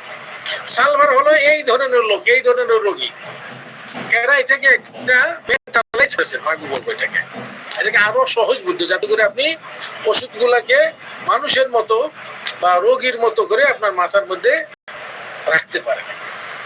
এবং এরও বিশাল কাজ করছে, বিশাল খেদমত আঞ্জাম দিয়েছে তারা। এদের মধ্যে অনেক আছেন, আমি শুধু 10 জনের নাম দিয়েছি এখানে, বিশেষ করে 8 জন, প্রথম 8 জন। একজন হলেন ক্যারল ডানহাম। ক্যারল ডানহাম বিশাল মাপের হোমিওপ্যাথ, বিশাল মাপের। তিনি ছিলেন বনিং মিশনের আমেরিকান ছাত্র। তিনি একজন এমডি হোমিওপ্যাথ ছিলেন। উনি 1800 খ্রিস্টাব্দে মারা গেছেন, সম্ভবত 1879 সালে মারা গেছেন তিনি। তিনি ছিলেন ইনস্টিটিউট অফ আমেরিকান হোমিওপ্যাথির প্রেসিডেন্ট এবং তিনি হোমিওপ্যাথি শিখতে আমেরিকায় শিখে তারপরে তখন জার্মানিতে বনিং মিশন বেঁচে ছিলেন 1865 আগে। 1865 মারা গেছেন বনিং মিশন। তিনি বনিং মিশনের কাছে গিয়ে 2 বছর থেকেছিলেন, চিন্তা করেন। এবং বনিং মিশন তাকে খুব যত্ন করে তার বাড়িতে রেখে তাকে শিক্ষা দিয়েছেন। কাজেই তার যে নলেজটা হানিম্যানের ধরেন ইমিডিয়েট, কারণ বনিং মিশন তো একদম হানিম্যানের ইমিডিয়েট আত্মীয় ছিলেন, শিষ্য ছিলেন, তার কাছ থেকে ক্যারল ডানহাম পেয়েছেন। কাজে ক্যারল ডানহামের যে ভেটেরিনারিকাটা বেশি বড় না, এই ধরনের বই বাজারে পাওয়া যায়, খুব ইম্পর্টেন্ট। এই বইটা হলো আমরা সেকেন্ডারি টেক্সটে ফুটি। তারপর আর একটা বই রিচার্ড হিউজেসের। রিচার্ড হিউজেসকে অনেকে পছন্দ করেন না। আমিও যখন ছাত্র ছিলাম, ধরেন 70-এর দশকের শেষের দিকে, আমি খুব গালাগালি করতাম রিচার্ড হিউজেস। তখন ইয়াং ছিলাম, তার কথাবার্তা আমার পছন্দ হতো তার বই পড়ে। এবং একটা লেখাও আমি লিখেছিলাম একটা জার্নালে, রিচার্ড হিউজেসের খুব কঠোর সমালোচনা করে। তখন ডক্টর জেন কাঞ্জিলাল, আমার যিনি গুরু ছিলেন, তিনি তার দৃষ্টি আকর্ষণ হয়েছে। তিনি আমাকে লিখলেন যে তুমি তো খুব ভুল করছো, তুমি ছোট মুখে বড় কথা বলছো, তুমি হিউজেস সম্বন্ধে বেশি জানো না। কাজে হিউজেসের ব্যক্তিত্ব পুরা না জেনে তার সমালোচনা করবা না। হিউজেসের কিছু ত্রুটি তো আছেই, হানিম্যানের সাথে তার ডিফারেন্স ছিল, কিন্তু তার যে খেদমত, বহুত খেদমত দিচ্ছে হোমিওপ্যাথিকে, ব্রিটিশ হোমিওপ্যাথিকে সে মানে যারা তুলে ধরছে এর মাঝে একজন। কাজেই রিচার্ড হিউজেসের যেটা তুমি মানো না, মানবা না, কিন্তু আবার মানার মতো আছে তার অনেক কিছু। যেমন আমাকে বলছে এই বইটা তুমি পড়ো, আমি তো ওই বইটা কিনি নেই, আমি ওর বলার পরেই কিনছি বইটা। ম্যানুয়াল অফ ফার্মাকোডাইনামিক্স বইটা আছে, বাজারে পাবেন আপনারা। সাংঘাতিক বই। কেন সাংঘাতিক বই? কারণ ওনার স্টাইলটা ছিল যে, মনে করেন আপনি কোষ্টিকাম, তিনি কোষ্টিকাম কিভাবে হানিম্যানের কাছ থেকে প্রুভিং হলো, তারপর অন্যরা কিভাবে এটা মেচুর হয়ে কোষ্টিকামের বর্তমান প্রেক্ষিতটা আসলো, এইটা তিনি চমৎকার ভাবে ক্রনোলজিক্যালি বর্ণনা করছেন। তারপর এর কয়টা প্রুভিং সিমটম আছে, কয়টা মনে করেন এনসাইক্লোপিডিয়াতে কয়টা সিমটম, হানিম্যানে কয়টা সিমটম, এইগুলো আবার বর্ণনা দিচ্ছে, যেটা আপনি অন্য বইয়ের মাঝে পাবেন না। এটা খুব ইম্পর্টেন্ট বই। আমি তো একদম আস্ত বইটা পড়ছি, কিন্তু এটা বেশ বড় এত মোটা বই। কিন্তু যারা সিরিয়াস তারা অবশ্যই এই বইটা পড়বে। যারা সিরিয়াস, যারা ইংরেজি ভালো বোঝেন, যারা ম্যাথমেটিক্যাল আরো দক্ষতা চান, রিচার্ড হিউজেসের এ ম্যানুয়াল অফ ফার্মাকোডাইনামিক্স খুব ভালো বই। আচ্ছা, তারপরে আরেকটা বই, এটা না পড়লে তো আপনি হোমিওপ্যাথিক মেডিকেল পড়েন নাই। আমি প্রথমে এটা বেশি মূল্যায়ন করতাম না, কারণ ভালো বুঝতাম না বইটা। এটা হলো E.A. ফেরিংটনের ক্লিনিক্যাল ভেটেরিনারিকা। আমিও ওই কাঞ্জিলালকে বললাম যে এই বইটা তো আমার কাছে বেশি ভালো মনে হচ্ছে না, এর বর্ণনা নেই, কেমন কেমন করে লেখছেন উনি বলে তুমি হোমিওপ্যাথি বুঝোই নেই, তুমি ম্যাথমেটিকা বুঝতে পারো নি। বলে তুমি ফেরিংটনের ক্লিনিক্যাল ম্যাথমেটিক্স যদি না পড়ো তাহলে তুমি ম্যাথমেটিকা পড়েছো এটা বলা যাবে না, তোমার পূর্ণাঙ্গ হয় নাই। এটা অত্যন্ত ইম্পর্টেন্ট বই, এটা অবশ্য পাঠ্য। এবং পরে যখন আমি আরো একটু মেচুর হলাম, আমি খুব ভালোবাসি বইটাকে। কতগুলো মেডিসিন এখান থেকে আমি শিখছি বলা যায়। যেমন এর মাঝে একটা আছে প্লাম্বাম মেটালিকা, এই ওষুধটা এই বই থেকে আমি ভালো করে শিখেছি, নাহলে শেখার উপায় নেই। এবং এই মেডিসিনটা অনেকে ভালো ব্যবহার করতে পারে না, যদি আপনি ফেরিংটন না পড়েন তাই শুধু প্লাম্বাম না, এরকম অনেকগুলো মেডিসিন আছে, আপনি খুব গভীরে বেশ কিছু জিনিস আপনি বঞ্চিত হবেন। এই জন্য এই বইটা অবশ্য পাঠ্য। তারপর একটা বই দেখেন হার্বে ফেরিংটনের হোমিওপ্যাথি এন্ড হোমিওপ্যাথিক প্রেসক্রাইবিং। ইনি হলেন ফেরিংটনের ছেলে। ফেরিংটনের 5টা ছেলে ছিল, 5টার মাঝে এরা 2জন হোমিওপ্যাথ হয়েছে। এর মাঝে এই ছেলে হলো বড়, হার্বে ফেরিংটন। তিনি মারা গেছেন 1945 সালে, মানে অনেক অনেক আমাদের জন্মের ধরেন 10 বছর আগে মারা গেছেন মাত্র। তিনি খুব বড় মাপের হোমিওপ্যাথ ছিলেন এবং হানিম্যান মেডিকেল কলেজের প্রফেসর ছিলেন তার বাবার মতো। এবং তার যে বইটা এই যে হোমিওপ্যাথি এন্ড হোমিওপ্যাথিক প্রেসক্রাইবিং, একটা কি বলবো, একটা সাংঘাতিক বই। এই বইটার মধ্যে তিনি প্রত্যেকে দেখবেন যারা লেখছেন না তাদের স্টাইল আছে, যে কিভাবে তারা ওষুধগুলোকে প্রেজেন্ট করেছে। তার স্টাইলটা হলো মনে করেন লাইকোপোডিয়াম তিনি 1 2 3 এইভাবে প্যারা প্যারা প্যারা করে লিখেছেন। মনে করেন 44টা প্যারায় তিনি লাইকোপোডিয়াম শেষ করলেন, এবং প্রত্যেকটা প্যারাই আপনাকে পড়তে হবে এবং সিস্টেমেটিক। প্রথমে জেনারেল কথাগুলো বলছেন, তারপর মেন্টাল, তারপর আপনার এই যে আঙ্গিকভাবে সব একটা একটা করে পুরো মেডিসিনটা বর্ণনা করেছেন। বর্ণনা করার পরে সব শেষে তিনি বলবে যে now you take lycopodium in 5 sentence. এখন তোমাকে লাইকোপোডিয়াম 5টা কথাই দিয়ে দিচ্ছি, সাংঘাতিক ব্যাপার। এই স্টাইলটা আজকাল অন্যরাও ফলো করেন, কিন্তু এই স্টাইল তার কাছ থেকে বেশি আসছে। অবশ্য ক্লার্কেও ওইভাবে করেন। ক্লার্কেও কোনো মেডিসিন পরে শেষে বলতেন যে নাও দিস মেডিসিন ইন 4, উনি 4টা দিত, 4 সেন্টেন্স, 4 সেন্টেন্সে কোষ্টিকা। তো হার্বে ফেরিংটনের বইটা অত্যন্ত ইম্পর্টেন্ট। যারা যে বললাম হোমিওপ্যাথি শিখতে হলে আপনার ইংরেজি শেখার বিকল্প নেই। আপনি ইংরেজি জানেন না, হোমিওপ্যাথিতে আপনি দুর্বল হবেন শিওর, কারণ আপনি কত বইয়ের বঙ্গানুবাদ পাবেন না। আর এটা খুব ইম্পর্টেন্ট একটা বই হার্বে ফেরিংটন। বইটা বেশি বড় না, চ্যাপ্টার বই এমন, কিন্তু একটা জেম। যারা সিরিয়াস আমি বললাম বইটা কিনবেন এবং পড়বেন। তারপর আসি আমরা আর একটু বিশদ হলো জেটি কেন্টের লেকচারস অন ম্যাথমেটিকা। বলা হয় যে কেন্টই প্রথমে ম্যাথমেটিকাকে মেন্টালাইজ করেছেন, আর একটা মেন্টাল পিকচার দিয়েছেন তিনি। যে পালসিটেলার কি, পালসিটেলার পুরো মানুষটার বর্ণনা করছেন, পুরো মহিলাটার বর্ণনা দিয়েছেন যে এর এই স্বভাব চরিত্র এই ধরনের, সালফারের স্বভাব চরিত্র এই ধরনের। আপনি এর মধ্যে একটা মেন্টাল একটা মানুষ হিসাবে পাবেন, আপনি একটা চরিত্র হিসেবে পাবেন, একটা ক্যারেক্টার হিসেবে পাবেন। এই জন্য এবং কেন্টেও এইভাবে লেখছেন। তার স্টাইলটা হলো প্রথমে তিনি জেনারেলি সব কথাগুলো একটা প্যারাতে বলছেন, তারপর ভাগ করে প্রথম মেন্টাল, তারপর অন্যান্য আঙ্গিক লক্ষণগুলো একটা একটা করে সাজিয়ে গেছেন তিনি। যদিও লিখে নেন নাই যে হেড নো যেভাবে না, কিন্তু তিনি এইভাবেই প্যারা প্যারা করে লিখেছেন। কেন্টের বই পড়া ছাড়া আপনি ম্যাথমেটিকা শিখছেন এটা বিশ্বাস করা যাবে না। কেন্টের বই অবশ্য পাঠ্য। এর বাংলা বঙ্গানুবাদ আছে, আপনারা পড়তে পারেন। বঙ্গানুবাদের মধ্যে অনেক ভুল আছে। ধরেন যেমন কলকাতার একটা বঙ্গানুবাদ আমি পড়েছিলাম, তো ভুলে পড়া, কারণ যে অনুবাদ করছে ওরা তো পয়সা দিয়ে অনুবাদ করে, পাবলিশাররা। ওরা বেশি ডাক্তার না আমার ধারণা, ওরা ইংরেজি ভালো বুঝে, ইংরেজি বাংলা, কিন্তু মেডিকেল টার্মগুলা ভালো অনুবাদ করতে পারে নাই। যেমন একটা ধরে কেন্টের বই আছে, সম্ভবত রুটার লক্ষণ বলছে, সম্ভবত বলা ভুলে গেছিল, যে পায়ের নিচে টেন্ডার স্পট থাকে, টেন্ডার টেন্ডার মানে পেইনফুল স্পট। আর ওই যে বেটা অনুবাদ করছে আমার নজর হোসেন দিছে পায়ের নিচে কোমল কোমল স্থান, মানে ওই টেন্ডারকে কারণে ডাক্তার না বোঝা গেল। এই টেন্ডার মানে এটা মেডিকেল টার্ম, এটা হলো পেইনফুল। আর টেন্ডার মানে তো কোমলও বোঝায়, কিন্তু সে লেগছে এটা পায়ের নিচে কোমল স্থান আছে, দেখেন কেমন।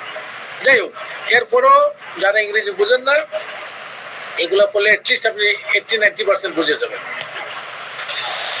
নেক্সট যে আরেকটা বই সাংঘাতিক ইম্পর্টেন্ট, অনেকে বলে ক্যান্টের এবং বরিকের বইটা নেক এন্ড নেক, যে কোনটারে আমি বেটার বলবো। বরিকের বই, বরিকে কিন্তু ক্যান্টের মোটামুটি সমসাময়িক। বরিক মারা গেছেন 1935।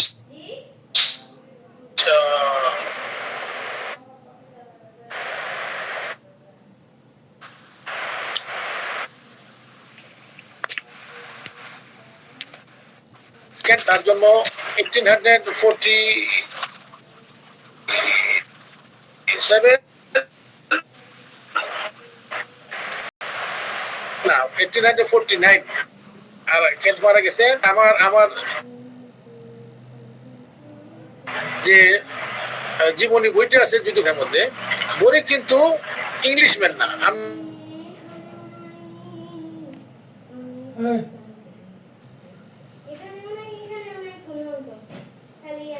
অস্ট্রিয়াতে, এই যে মানে জার্মানির কাছে, তার ভাষা ছিল জার্মান ভাষা। তার পুরো পরিবার নিয়ে আমেরিকাতে মাইগ্রেট করছে। মাইগ্রেট করে বরিক মেডিকেলে সেকেন্ড ইয়ার পর্যন্ত পড়ছে অস্ট্রিয়াতে, আর বাকিটা গিয়ে তিনি ওখানে ভর্তি হয়ে মেডিকেল কলেজে তখন এমডি করছে। এর ফলে দেখেন বরিক জার্মান খুবই ভালো জানতে, তার মাতৃভাষা জার্মান, আবার ইংরেজিতে তিনি আমেরিকাতে বড় হয়েছেন। ফলে বরিকের কিন্তু সবচেয়ে ভালো সুবিধা ছিল যে হানিম্যানের অর্গাননটাকে ট্রান্সলেট করা। এই জন্য আমরা দেখি যে বরিক যে ট্রান্সলেট করছেন, কারণ তার জার্মান ভাষা এবং ইংলিশ ভাষা দুইটাই সমান সমান, খুব ভালো বুঝতেন। এই জন্য বলা হয় যে বরিকের ট্রান্সলেশনটা খুব মানে ভালো ট্রান্সলেশন হয়েছে আর কি। আচ্ছা, তো এই বরিকে তিনিও এমডি ছিলেন। এই বরিক আবার কিন্তু বিটির বরিক নন, অনেকে জানেন না এগুলা। বরিক অ্যান্ড টেফেলের বরিক কিন্তু ইনি নন। বরিক অ্যান্ড টেফেলের বরিক হলো ফ্রান্সিস বরিক, উনি হলো উইলিয়াম বরিক। ফ্রান্সিস বরিক হলো উইলিয়াম বরিকের আপন চাচা, এবং ওই ফ্রান্সিস বরিকেরই ফ্রান্সিস বরিক এবং তার শালা এই যে টেফেল, এরা দুজন মিলে ওই বরিক অ্যান্ড টেফেল প্রতিষ্ঠা করেছিলেন। উইলিয়াম বরিকের সান ফ্রান্সিসকো শাখায় কিছু শেয়ার ছিল মাত্র, কাজে ইনি কিন্তু বিটির মালিক বরিক নন, এটা একটু জেনে রাখেন। তিনি ছিলেন ফিজিশিয়ান, তিনি ছিলেন শিক্ষক, তিনি ছিলেন বইয়ের লেখক, এবং তার যে বইটা বলা হয় এটি হলো বেস্ট অ্যাভেলেবল ক্লিনিক্যাল কিন্তু তার বইয়ের স্টাইলটা হলো ছোট, একটা মেডিসিন ধরে বড় জোর 1.5 পৃষ্ঠা 2 পৃষ্ঠার মধ্যে সব মেডিসিনটা সারাংশ দিয়েছেন তিনি। আপনি কোষ্টিকাম পড়েন, ফার্স্ট প্যারার মধ্যে কোষ্টিকামের সারাংশ, তারপরে মেন্টাল, তারপরে অ্যানাটমিক্যাল স্কিমা অনুযায়ী মাথা, নাক, পেট যা যা আছে এইভাবে সাজিয়ে লিখছেন তিনি। সাজিয়ে লিখে নিচে তারপর তার ক্লিনিক্যাল ইউজ টুজ এইগুলো। তারপরে তাহলে আপনি ব্যবহারিক মেটেরিয়ালটিকে আপনি পড়লেন না, মানে আপনি আপনার জ্ঞানের ঘাটতি রয়ে গেছে। কাজে ক্যান্টের বই এবং বরিকের বই অবশ্যই পাঠ্য, এবং এটারও বাংলা ভার্সন আছে, পাওয়া যায়, আপনি ইজিলি পড়তে পারবেনই। তারপর আমরা আসি, এটা বলে অ্যাডলফ লিপি। অ্যাডলফ লিপি ছিলেন হেরিং এর ছাত্র এবং হানিম্যান মেডিকেল কলেজের শিক্ষক। তার আবার লিপির আরেকটা ছেলে আছে, ওনার নাম হলো এডলার লিপি, তার ছেলের নাম অ্যাডলফ লিপি। দুইজনে বিশাল, দুইজনে বই লেখছে। উনি লেখছেন টেক্সট বুক অফ ভেটেরিমেডিকা, তার ছেলে লেখছে রেড লাইন সিমটমস অফ ভেটেরিমেডিকা। খুবই ভালো, দুইটি অত্যন্ত ভালো ভালো মানের বই। আপনি তার টেক্সট বুক অফ ভেটেরিমেডিকা পড়তে পারেন, তার ছেলেরটাও পড়তে পারেন, রেড লাইন সিমটমস অফ ভেটেরিমেডিকা, চমৎকার বই। তারপর আরো সহজ বুদ্ধ করে আরেকজন লিখছেন, তার নাম হলো ইবি ন্যাশ। এই নেশের লিডার্স ইন হোমিওপ্যাথিক থেরাপিউটিক্স তার প্র্যাকটিক্যাল অভিজ্ঞতা মিশিয়ে তিনি একটা মেডিসিনকে বর্ণনা করছেন এবং বলা হয় যে নেশের বইটা হলো এলেনের যে কিনোটস আছে এই কিনোটস এর তফসির মনে করে তফসির এলেনের কিনোটসটাকে তিনি ব্যাখ্যা বিশ্লেষণ করছেন। এই জন্য যদি আপনি নেশের বই পড়েন আগে এলেনের কিনোটসটা হাতে রাখবেন, এটা পড়ে তারপর নেশ পড়েন, তাহলে দেখবেন অনেক ভালো বুঝতেছেন আপনি। এবং নেশের বইটা ছোট বই কিন্তু খুব প্র্যাকটিক্যাল বর্ণনায় ভর্তি, খুব ভালো বই, এই জন্য এটা অবশ্যই পাঠ্য মনে করি আমি। তারপর আমরা হোমিওপ্যাথিক ম্যাথমেটিকার মাঝে একটা সেকশন আছে যেটা বলে কি নোটস ম্যাথমেটিকা, মানে এটা বর্ণনামূলক না, এখানে ছোট্ট ছোট্ট করে শুধু ইম্পর্টেন্ট লক্ষণগুলা সাজিয়ে দেওয়া হয়েছে। এখানে ইম্পর্টেন্ট লক্ষণগুলো সাজিয়ে দেওয়া হয়েছে, কোনো বর্ণনা নেই, আবার পড়লে বোঝা যায়, পুরোটাই বোঝা যায়। মনে করেন এলেনের কি নোটসে আপনি 1.5 পৃষ্ঠায় দেখবেন যে হয়তো লাইকোডেম হয়ে গেছে, এবং 1.5 পৃষ্ঠায় কিন্তু লাইকোডেমের একেবারে প্রাণসূত্র। এখানে আমাকে ডক্টর জেন কাঞ্জিলালের একটু বলি, তিনি আমাকে বলতেন যে এলেনের কি নোটস হলো হেরিংস এর গাইডিং সিমটমস এর সারাংশ। বলে তুমি হেরিংস এর গাইডিং সিমটম পড়ছো, পরে এলেনের কি নোটস দেখো, দেখবে এর বাইরে তুমি যেতে পারবে না। এবং তিনি অত্যন্ত গুরুত্ব দিতেন জেন কাঞ্জিলাল, বলছেন যে উনি যখন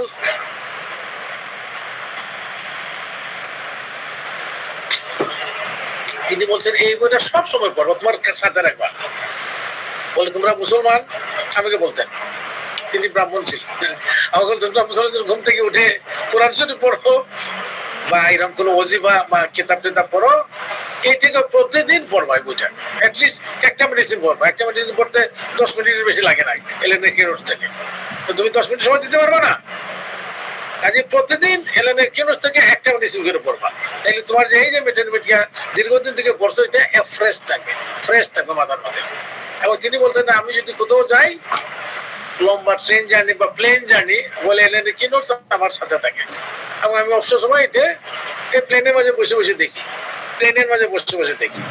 এই অভ্যাসটা তার কাছে আমি রপ্ত করছি। আমি প্লেনের কি নোট ছোট্ট আছে, আমার কাছে সবসময় থাকে, আমি এটা সারা জীবন পড়ি, এটা খুব ইম্পর্টেন্ট বই। বললাম দেখেন এটা আমাদের মাস্টারদের এক্সপিরিয়েন্সও আমাদেরকে জানাচ্ছি, এই জন্য যারা এইগুলোর সম্বন্ধে আইডিয়া কম আছে তারা আইডিয়াগুলো নেন আপনি এবং শেয়ার করেন অন্যের সাথে।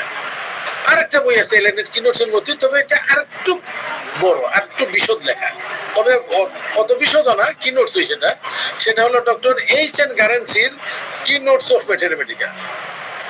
এটা এলেনের কি নোটসের সমানই প্রায় ছোট, এবং গারেন্সি হলেন হেরিং এর কলিগ, হেরিং এর প্রায় সময় কলিগ, অ্যানিমেল মেডিকেল কলেজের তিনি ছিলেন গাইনিকোলজি এন্ড অবস্টেট্রিক্স এর অধ্যাপক, মানে হোমিওপ্যাথিক গাইনিকোলজি এন্ড অবস্টেট্রিক্স এর অধ্যাপক, এবং হেরিং এর খুব ঘনিষ্ঠ বন্ধু এবং তার কলিগ, এবং হেরিং খুব দাম দিতেন তাকে, গারেন্সিকে।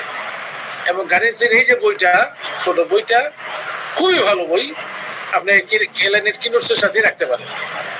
আবার গারেন্সির একটা বই আছে গারেন্সির অবস্টেট্রিক্স, আমরা যখন ডিএইচএমএস করি তখন এই বই আস্থাটা পড়ছি। কারণ আমাকে কাঞ্জিলাল বলতেন যে তুমি, আমি তো বললাম যে অবস্টেট্রিক্স আমি শিখে আসছি এমবিবিএস, বলো কিছুই শিখো নাই তুমি, ওই গারেন্সির বই পড়বা। গারেন্সির বই মানে যারা অবস্টেট্রিক্স পড়তে চান, মানে হোমিওপ্যাথিক অ্যাপ্রোচ টু অবস্টেট্রিক্স, এই মনে করেন আপনার 5 গ্রেডের চিকিৎসা করবেন বা ডেলিভারির সময় বিভিন্ন ধরনের সময় কি ওষুধ দেবেন, এটার পর খুব অত্যন্ত বুঝেন এটা লেখা কবে হেরিং এদের সময় লেখা, খুবই ভালো মানের একটা বই, গারেন্সির অবস্টেট্রিক্স বাজারে পাওয়া যায়।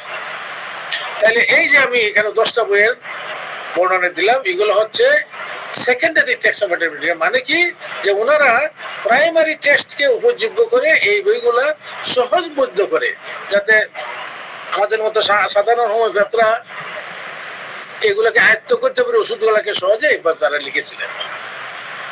আচ্ছা, এই যে বললাম জেনারেশন টু জেনারেশন, এরা একসময় মারা গেলেন, তারপরে তাদের পরে আরেকটা জেনারেশন আসলো, তাবি মনে করেন, কেউ মাইন্ড করেন না, আমি জাস্ট একটা তুলনা দিচ্ছি না, এর মতো করে বিদায় আমি কথাটা নিয়ে আসছি যে এরা হলো এরপরে জেনারেশন, এরাও বিশাল মাপের হবে। এরা করলেন যে এদের বইগুলোকে উপযোগ্য করলেন, এই যে মানে সেকেন্ডারি টেক্সটকে উপযোগ্য করে আরো সহজ করে বিভিন্ন তুলনা দিয়ে উদাহরণ দিয়ে লিখলেন। একজন বলবেন, তার বই লিখতে গিয়ে বলবেন যে ওষুধের সঙ্গে কেট এই কথা বলছেন, নেশে এই বলছেন, অমুকটাতে এই বলছেন, তারপর আমি এই বলছি, এইভাবে করে। তাহলে দেখেন এটা আপনি আরো অনেকগুলার ব্যাখ্যা বিশ্লেষণ পেয়ে যাচ্ছেন। এটাকে আমরা বলি টারশিয়ারি টেক্সট অফ ম্যাথমেটিক্যাল। এটা হলো তৃতীয় অধ্যায়, তৃতীয় পর্যায়, ম্যাথমেটিক্যাল রচনার তৃতীয় পর্যায়। এই বইগুলো দেখেন এরা সব খুব সাংঘাতিক ইম্পর্টেন্ট ব্যক্তিরা। প্রথমে আমি দিলাম ML. Tyler, Margaret Lucy Tyler, অত্যন্ত বড় মাপের ব্রিটিশ মহিলা, অত্যন্ত বড় মাপের। উনি ছিলেন সার্জন ওয়ারের সমসাময়িক এবং তিনি রয়্যাল লন্ডন হোমিওপ্যাথিক হসপিটালের কনসালটেন্ট ছিলেন। বহুত বড় ডন কুকুরের মেয়ে, কিন্তু বিশাল বড় হোমিওপ্যাথিক ডাক্তার ছিলেন। তার যে এই যে বইটা হোমিওপ্যাথিক ড্রাগ পিকচার, এটা একটা জেম। এবং এর মাঝে আর একটু বলি যে উনি কত বড় মাপের হোমিওপ্যাথ। ডক্টর কেন তখন জীবিত আমেরিকাতে, তখন তার যে ডক্টর কেন তার রেপার্টরি লিখছেন 1897 সালে, 97-98 সালে। তখন অনেকে মানে রেপার্টরি অত বুঝে না, অত জনপ্রিয় হয় নাই, যে আস্তে আস্তে লোকজন এটাকে অ্যাকসেপ্ট করতে শুরু করছে। তো এই বইটার উপরেই কেন মারা গেছেন 1916 সালে। এর আগে বেঁচে থাকতে ধরুন 1910 সালের দিকে একটা বড় ইন্টারন্যাশনাল সেমিনারের মতো হয়েছে এই রেপার্টরির উপর।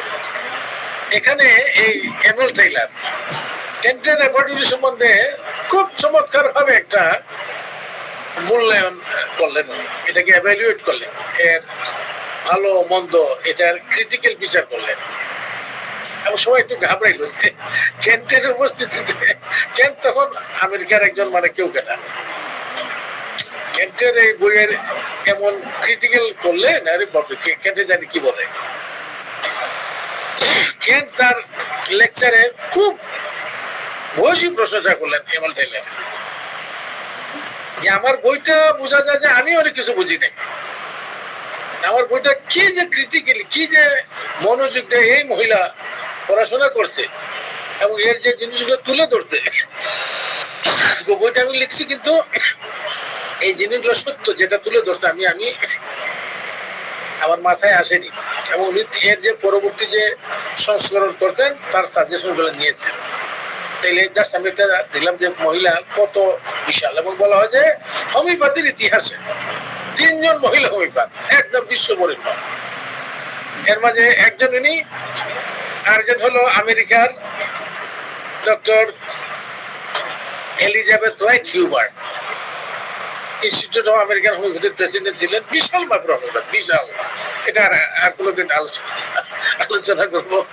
আরেকজন হলো ফ্রান্সের, তো ইনি ব্রিটিশ হোমিওপ্যাথ। এবং এই বইটা জেম, এটা আমি জানি না এর বাংলা হয়েছে কিনা, যদি বাংলা না হয়ে থাকে যারা ইংলিশ বুঝেন এই বইটা পড়বেন, একটা মানে খুব ভালো বুঝবেন আপনি। ওই যে মনে করেন সে লাইকোপিডিয়াম সম্বন্ধে লিখতে গিয়ে তিনি শুধু রেফারেন্স থাকছে যে কেন্টে এটাকে এইভাবে বলছেন, এই জায়গায় জোর দিয়েছেন, বরিক এটাকে অমুক জায়গায় জোর দিয়েছেন, এই কথাগুলোকে এইভাবে বলছেন, নেশে এই বলছেন, সব বলা বলির পরে তিনি বলেন এখন আমি বলছি এই। এবং জায়গায় জায়গায় তিনি আবার এগুলার আবার কবিতা টবিতাও লিখতেন এই মানে ওষুধ নিয়ে। এটা খুব ইম্পর্টেন্ট একটা বই, থার্ড জেনারেশনের টারশিয়ারি টেক্সট। সেকেন্ড বইটা হলো doctor N M. Chowdhury, study on materia medica. আমি জানি না আপনারা কয়জনের বইটা পড়ছেন, খুব ইম্পর্টেন্ট বই। এবং এন.এম. চৌধুরী কে জানেন? এন.এম. চৌধুরী হলেন প্রতাপ চন্দ্র মজুমদার, টিসি মজুমদার, মানে মোহনলাল সরকারের সমসাময়িক বিশাল মাপের হোমিওপ্যাথ, যার অহরহ রেফারেন্স দেখবেন আপনি ক্লার্কের ডিকশনারির মাঝে আছে। ক্লার্কের ডিকশনারি আছে যে পিসি মজুমদার সিট, চিন্তা করছেন? ক্লার্কের ডিকশনারিতে তার জামাই, তার মেয়ের জামাই এনএম চৌধুরী, এবং তার মেয়েকে বিয়ে দেওয়ার পরে উনি ডাক্তার ছিলেন। এনএম চৌধুরী বললেন তুমি আমেরিকায় গিয়ে আবার এমডি করে আসবো হোমিওপ্যাথির উপর। এবং তিনি ছিলেন এই যে এসসিএলএন এদের এদের এদের এদের ছাত্র, এবং আরো কয়েকজনের ছাত্র তখনকার যারা বেঁচে ছিলেন, এমন যে ছিলেন একজন। কাজে তার লেভেলটা চিন্তা করে 1925 সালের আমেরিকার এমডি, তিনি কলকাতায় এসে প্র্যাকটিস করছিলেন। বিশাল মাপের হোমিওপ্যাথ, বিশাল বড় হোমিওপ্যাথ। তার লেখা বইটি স্টাডি অন ম্যাথমেটিক্স, এটা খুব হেভি রেফারেন্স দেয়। দেখবেন যারা ম্যাথমেটিক্স ভালো বোঝে, খুবই ভালো লিখেছিলেন। এবং তার লেখার মধ্যে কিছুটা ইন্ডিয়ান আপনার এক্সাম্পলও দিচ্ছেন যে এই ওষুধটা ইন্ডিয়াতে এইভাবে ব্যবহার হয়, ওইভাবে ব্যবহার হয়, এর ঐতিহাসিক সাইডও আপনি পাবেন। কাজে এটা একটা খুব ভালো বই, যারা কিনেন নাই এবং যারা খুব হোমিওপ্যাথি সিরিয়াসলি পড়তে চান এই বইটা কিনবেন। তারপর আসেন এসআর পাঠক। এসআর পাঠক তিনি একজন এমবিবিএস ডাক্তার, কনভার্টেড হোমিওপ্যাথ ইন্ডিয়ার। তার লেখা ম্যাথমেটিক্স অফ হোমিওপ্যাথিক মেডিসিন, খুবই ভালো বই, ছোট্ট বই এবং আপনি ওয়েল রেফারেন্স। তারপর একটা বইয়ের উদাহরণ দিই আমি, এটা হয়তো অনেকের হাতে নাই কিন্তু বাজারে পেতে পারেন আপনি। এটা Catherine Coulter, American Catherine Coulter portraits of homeopathic medicine, 3 ভলিউমের। পোর্ট্রেট মানে চিত্র আর কি, হোমিওপ্যাথিক মেডিসিনের চিত্র, ওই যে ডাক পিকচারের মতো মনে করেন। পোর্ট্রেটস অফ হোমিওপ্যাথিক মেডিসিনস, এই বইটা আমি যখন 1889 সালে আমি অস্ট্রেলিয়া যাই হোমিওপ্যাথিক একটা কোর্সে সিডনিতে, বেলমেন হোমিওপ্যাথিক হসপিটালে। এখানে থেকে এরা হোমিওপ্যাথি খুব ক্যাথারিন কুল্টার এই বইটা নিয়ে খুব মানে নাড়াচাড়া এবং খুব কষ্ট। আমি তো বইয়ের নামই শুনিনি তখন। 1889 সালে, আমি 1881 সালে পাস করছি ডিএইচএমএস, 8 বছর পরে। তখন আমাকে আমি বলি, আমাকে জিজ্ঞেস এটা পড়ো না? না আমি তো দেখিনি। কই বলো কি তুমি? আমি তখন আমি অস্ট্রেলিয়া থেকে ফিরে এসে এই বইটা আমেরিকার থেকে কিনি। খুবই মূল্যবান, খুবই মূল্যবান। এটা কেন মূল্যবান বলি আপনাকে, মনে করেন এখানেও তিনি প্রতিটা ওষুধকে বিভিন্ন ক্যারেক্টারের উপর, বিভিন্ন চরিত্রের উপর, নায়ক নায়িকার উপর আরোপ করে বর্ণনা করছেন। সে ফর এক্সাম্পল, মনে করেন আপনি সরিনাম পড়বেন, তিনি বলে যে তুমি সরিনাম বুঝতে হইলে আগে Abraham Lincoln, American president Abraham লিঙ্কনের জীবনী পড়ো, হেডকোর থেকে কই গেছে। আপনি আব্রাহাম লিঙ্কনের ছবিটা যদি খেয়াল করে দেখবেন, আলু থালু বেশ, হ্যাঁ, তার লাইফটা ওই ধরনের ছিল, অনেকটা সরিনাম টাইপের। তো উনি আবার কোনো সময় সিনেমার নায়কদের উপর একটা মেডিসিনের মানে ক্যারেক্টার রিফ্লেক্ট, যে তুমি কি অমুক ছবিটা দেখছো, ওই ছবির মধ্যে ওই যে হিরোইন ছিল তার ক্যারেক্টার, ওই যে লেখেছিসের ক্যারেক্টার, তার ক্যারেক্টার নাক্স মুভির ক্যারেক্টার। এটা একটা আরেকটা স্টাইল।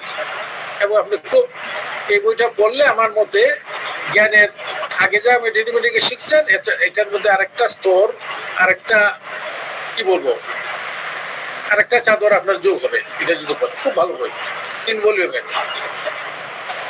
তারপরে আসছে আমরা জর্জ বিটলকাসে। জর্জ বিটলকাস তার সারা জীবনের ম্যাথমেটিক্যাল যে গবেষণা এবং জ্ঞান, এর ভিত্তিতে তিনি একটা ছোট বই প্রথমে লেখেন, এটার নাম এসেন্স অফ ম্যাথমেটিক্যাল। ছোট্ট বই, এটা অনেক আগে, ধরেন বোধহয় আমি 1888 সালে কিনেছি সম্ভবত বিদেশ থেকে। এই বইটার পরে তিনি বিশাল বড় অনেকটা, ধরেন 1988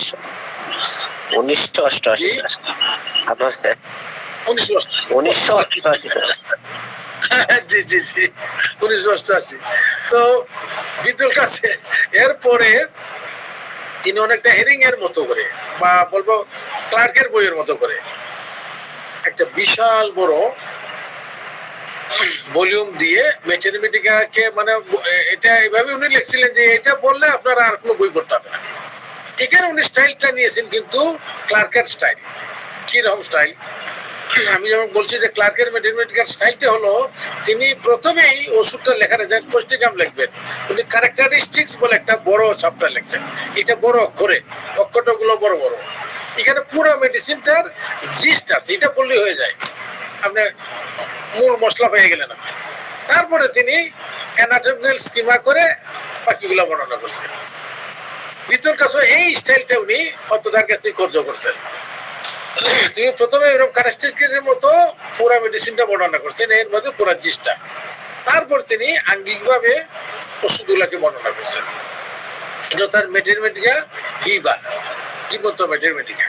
আর যেটা এসেন্স অফ ম্যাথমেটিক্স ছোট্ট বই, আমি স্টাইলটা বলি বিদুল কাসের, কত স্টাইল দেখেন।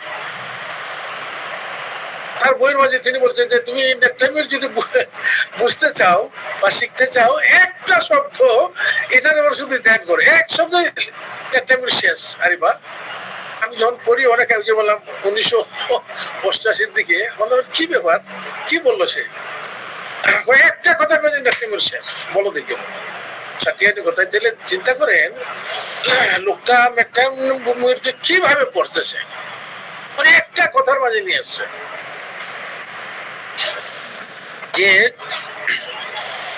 নেকটাইমের মানে হলো রিটেনশন। রিটেনশন শেষ, নেকটাইমের শেষ মানে কি? রিটেনশন মানে যে রিটেন করে, ধরে রাখে। রিটেনশন তো রিটেনশন অফ ইউরিন, তাই না? পেশাব আর বাইর হয় না, ধরে রাখে সব কিছু, রিটেন করে। বলে নেকটাইমের সব রিটেন করে। দেখেন তার মানসিক, দেখেন তার ইমোশন সব রিটেন করে, কে সাথে শেয়ার করে না। তার সবসময় আবেগী থাকে, আবেগটা নিজের মাঝে ধরে রেখেছে। আসে তার বডিতে, নেকটাইমের স্রোত আছে পায়ের মাঝে, দেখবেন কেন সে পানিটা রিটেন করে। নেকটাইমের কনস্টিপেশন আছে, আরে সে পায়খানাও ছাড়ে না, বলে পায়খানাও রিটেন করে, কনস্টিপেশন আছে তার। নেকটাইমের দেখবেন যে তার মাসিক, এইতে দেখবেন অ্যামোনোরিয়া হাইপোমেনোরিয়া আছে, সেন্টিমেন্টস আছে। তিনি এইভাবে কত বড় দেখেন, মানে তার স্টাইলটা আমি খুব অ্যাপ্রিসিয়েট করছি ওই সময়। বিদ্যুৎ কাছের সাথে আমি যখন 1986-87 সালে আমি তখন সৌদি আরবে আমি চাকরি করি। সৌদি আরবে মিনিস্টার অফ হেলথে মদিনা শরীফে আমি ডাক্তার ছিলাম। ওইখানকার একটা রোগী, আমি তখন মানে প্রাইভেটলি হোমিওপ্যাথি করি, মানে এটা তো প্রকাশ্যে করা যায় না, মানে যারা নিতে চায় এইভাবে কি, কিন্তু জানে বাঙালিরা নেয়, আবার আস্তে আস্তে সৌদিরও আসতে থাকলো। তো একটা সৌদি এসে ইংলিশ জানে, আমাকে বললো আমি তো হোমিওপ্যাথিক ওষুধ খাই, তুমিও হোমিওপ্যাথি বুঝো? আমি তো হোমিওপ্যাথিক ডাক্তারই ছিলাম। ওর থেকে খাও বলে, আমি তো গ্রিস থেকে খাই। আরে বলে কি? তো আমি একদম এলোনিস, মানে গ্রিসে তখন বিতুল কাজ গ্রিসে স্কুল অফ এথেনিয়ান মেডিসিন গড়ে, এখানে তিনি একটা বড় ক্লিনিক ছিল, ওটা চালু করতেন। এখানতে বিভিন্ন দেশের লোকেরাও এখানে গিয়ে তার কাছ থেকে চিকিৎসা দিতেন। তো এই লোকটা ছিল থ্যালাসেমিয়ার রোগী, সে ছিল থ্যালাসেমিয়ার ট্রেট, এটার রোগী। বিতুল কাছের কাছ থেকে চিকিৎসা নেয়। আমাকে বলে আমি তো সবসময় যেতে পারি না, আবার ওর সাথে আমার মিলে না, অনেক সময় যেভাবে টাইম দেয় আমি যেতে পারি না, আমার তো ওষুধ মিস হয়ে যায়, কি করবো? আমি তুমি যদি চাও তোমাকে আমি ট্রিট করতে পারি। তাহলে বিতুল কাছে প্রেসক্রিপশন তুমি কিভাবে মিলেবে? আমি যদি তাহলে বিতুল কাছে প্রেসক্রিপশন নিয়ে আসো। এইভাবে আমি তাকে দেখতাম যে উনি তাকে সালফার দিচ্ছিলেন, এই লোকটাকে, থ্যালাসেমিয়ার কেস। তো আমিও সালফারেই তারে দিতে থাকলাম, যে কিছুদিন সালফার। দেখা গেলো যে না, তার মানে কাজ হচ্ছে না, বা সিমটম গুলো, অন্যান্য সিমটম চলে আসতেছে। তখন আমি বললাম দেখো, তুমি তো বিতুর কাছে চিকিৎসা নিচ্ছ, তোমার ওষুধ চেঞ্জ করাটা উনি হয়তো আবার যখন তুমি যাবে তুমি মাইন্ড করতে পারে যে তার পারমিশন না কেন আরেকজন হইবার তার ওষুধ দিল। তাহলে তুমি বরং বিতুল কাছে যাও এবং তাকে বলো যে আমি তো তোমার কাছে সময় আসতে পারি না, তা আমার একজন এখানে হোমিওপ্যাথিক ডাক্তার আছে, তুমি অনুমতি দিলে তার কাছে আমি মাঝে মাঝে নিতে পারবো কিনা ওষুধ। এইভাবে ও গেল, ওই হলো, উনি নাকি খুব খুশি হইলেন, বলে উনি আমার ঠিকানা নিলেন। নিয়ে বলে ইয়েস, তার সাথে আমিও যোগাযোগ করবো। তখন ইমেইলে তিনি আমাকে লিখলেন, আমার এই চিঠিগুলো আছে। উনি খুব অ্যাপ্রিসিয়েট করলেন যে সৌদি আরবে কেউ হোমিওপ্যাথি করে, আমি তো জানতাম না, আরো বিশ্বে কেউ করে বলে আমি জানি না। এবং তিনি তখন ইন্টারেস্ট প্রকাশ করলেন যে দেখো তো তুমি ম্যানেজ করতে পারো কিনা, আমি খুব ইন্টারেস্টেড সৌদি আরবে কোথাও খুব বড় সেন্টারে বা হসপিটালে হোমিওপ্যাথির উপর একটা মানে সেমিনার আয়োজন করতে পারবো।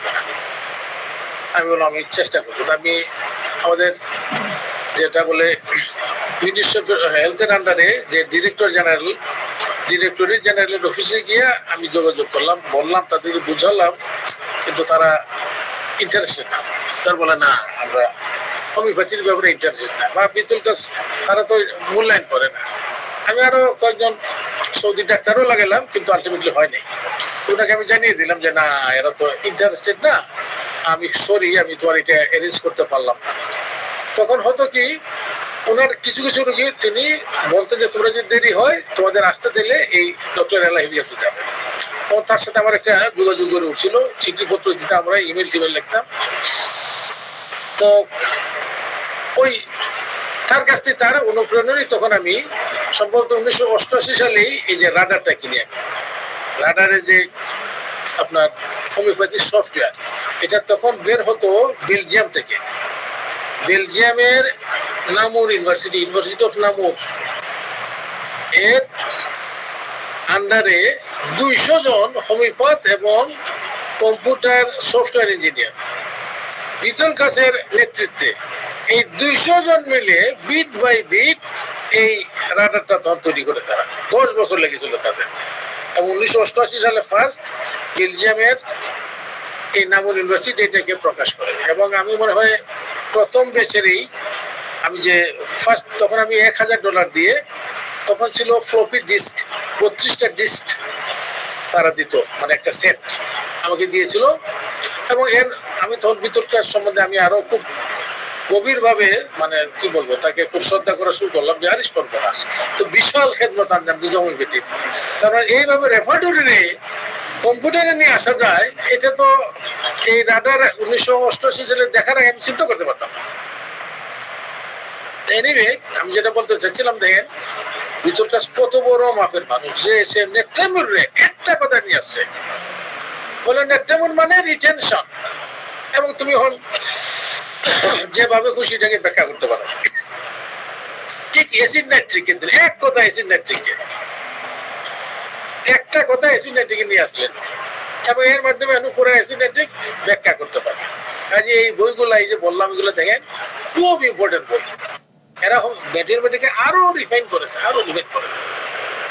তো বিতর কাছের এসেন্স সময় তো ছোট বই, অবশ্যই কিনতে পারে সবাই এবং পড়বেন বইটা। আর যারা পারেন ম্যাথমেটিক্যাল বিভা, এটাও কিনবেন।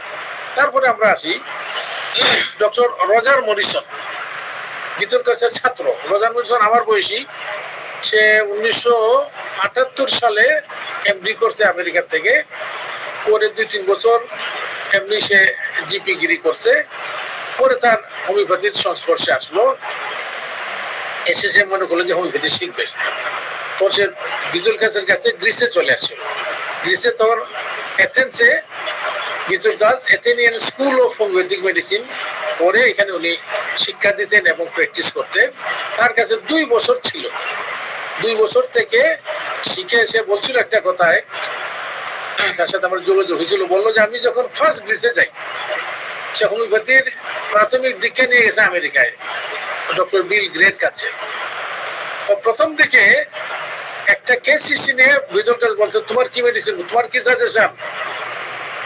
দেখতাম যে 10টা রোগীর মাঝে একটা মিলতো ওনার সাথে, আর নয়টাই উনি এগ্রি করতেন, না তোমারটা হয়নি। বলে যখন আমি 2 বছর চলে আসবো, তখন জিনিসটা হয়েছিল এমন যে ওনার সিলেকশন আর আমার সিলেকশনে 10টার মাঝে 9টাই মিলতো, একটাতে হয়তো দেখা গেল যে উনি এগ্রি করতেন না। তাহলে দেখেন সে কি পরিমাণে শিখছে বিজুল কাছের কাছ থেকে। 2 বছর আগে 10টার মাঝে একটা মিলতো, আসলে 9টা মিলতো। সে সেই যে বইটা লেখছে আমার বয়সে, একজাক্ট আমার বয়সে, 1956 সালে জন্ম, desktop guide to keynotes and confirmatory symptom. এটা একটা ওই যে টার্সিয়ারি থার্ড জেনারেশন মানে মেটেরিমেটিকা, তার স্টাইলটা হলো এটা খুব কনসাইজ টাইপ।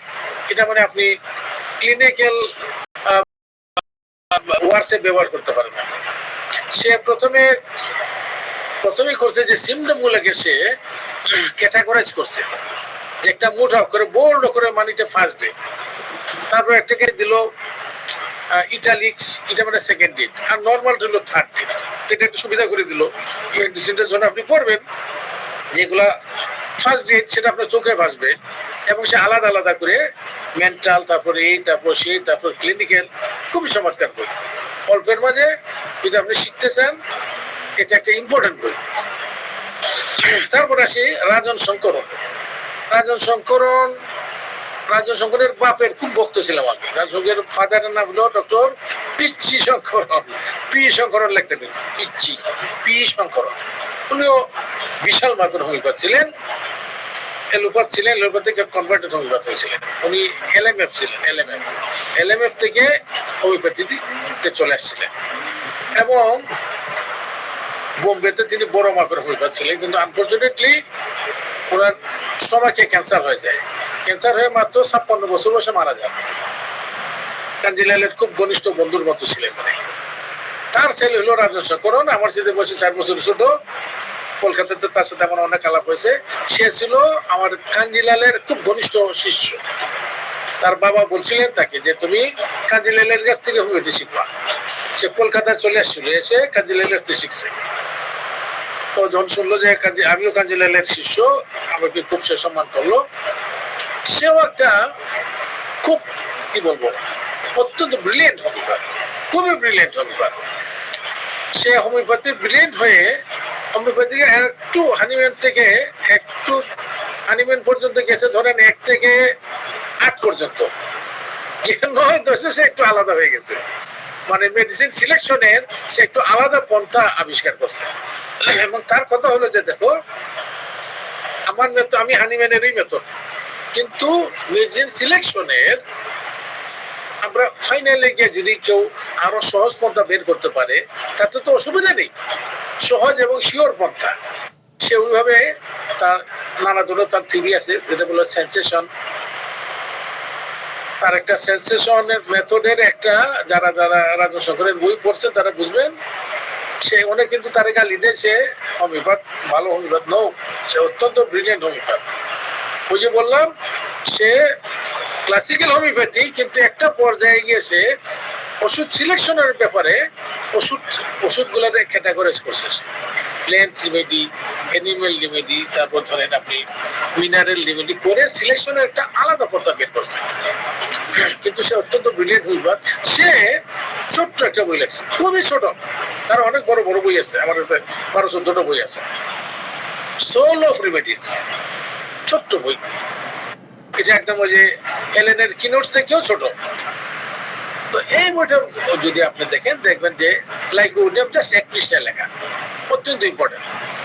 কাজে এটা কেউ মিস করবেন, এই বইটা কিনবেন, সোল অফ রিমেডিস। তারপর একটা বই যেটা বলবো, ডক্টর এস.কে. দুবের বই। এটা আমি কিনে দিয়েছিলাম আমার মেয়েকে মেটেরিমেটিকের একটা সহজ পাঠ্য বই হিসাবে। এস.কে. দুবে বলছি, উনি এমনি matric pass, matric pass, India থেকে ডিএমএস পাস। কিন্তু উনি ওইখানকার সম্ভবত ডিএনডি হোমিওপ্যাথি কলেজ বা কলকাতা হোমিওপ্যাথি মেডিকেল কলেজের টিচার ছিলেন। এবং তিনি ছিলেন টিচার কি ধরে অ্যানাটমির টিচার। এবং তাকে যারা চিনে কলকাতার আমার বন্ধুরা বলছে আমাকে যে তার গ্রেজ ম্যাটেরিয়ালে কি বলে অ্যানাটমি মুখস্থ ছিল তার। গ্রেজ ধরে আমি পোশাকিটা আমি বিবেচ করছি, আস্ত বই পড়তে হয়েছে আমাদের এখানে। কিন্তু উনি দেখেন মেট্রিক পাস, ডিএমএস পাস, একজন হোমিওপ্যাথ, বলে যে আস্ত গ্রেজ অ্যানাটমি তার মুখস্থ ছিল। ইনি মেটেরিমেটিকে খুব ভালো উৎপত্তি ছিল মেটেরিমেটিকের উপরে। এবং তিনি অনেকটা একটা সংকলন করে তিনি ধরেন আপনি কেন্ট, বরিক, নেস এবং টাইলার এবং অন্য সব বই থেকে জিস্ট এনে একটা সংকলন করছেন, এবং ইন এ নাটশেল একটা মেডিসিন লেখছেন। এবং তার যে বর্ণনা ভঙ্গি খুব সহজে একটা মেডিসিন আপনি আয়ত্ত করে ফেলতে পারবেন আর কোনো বই না পড়েও।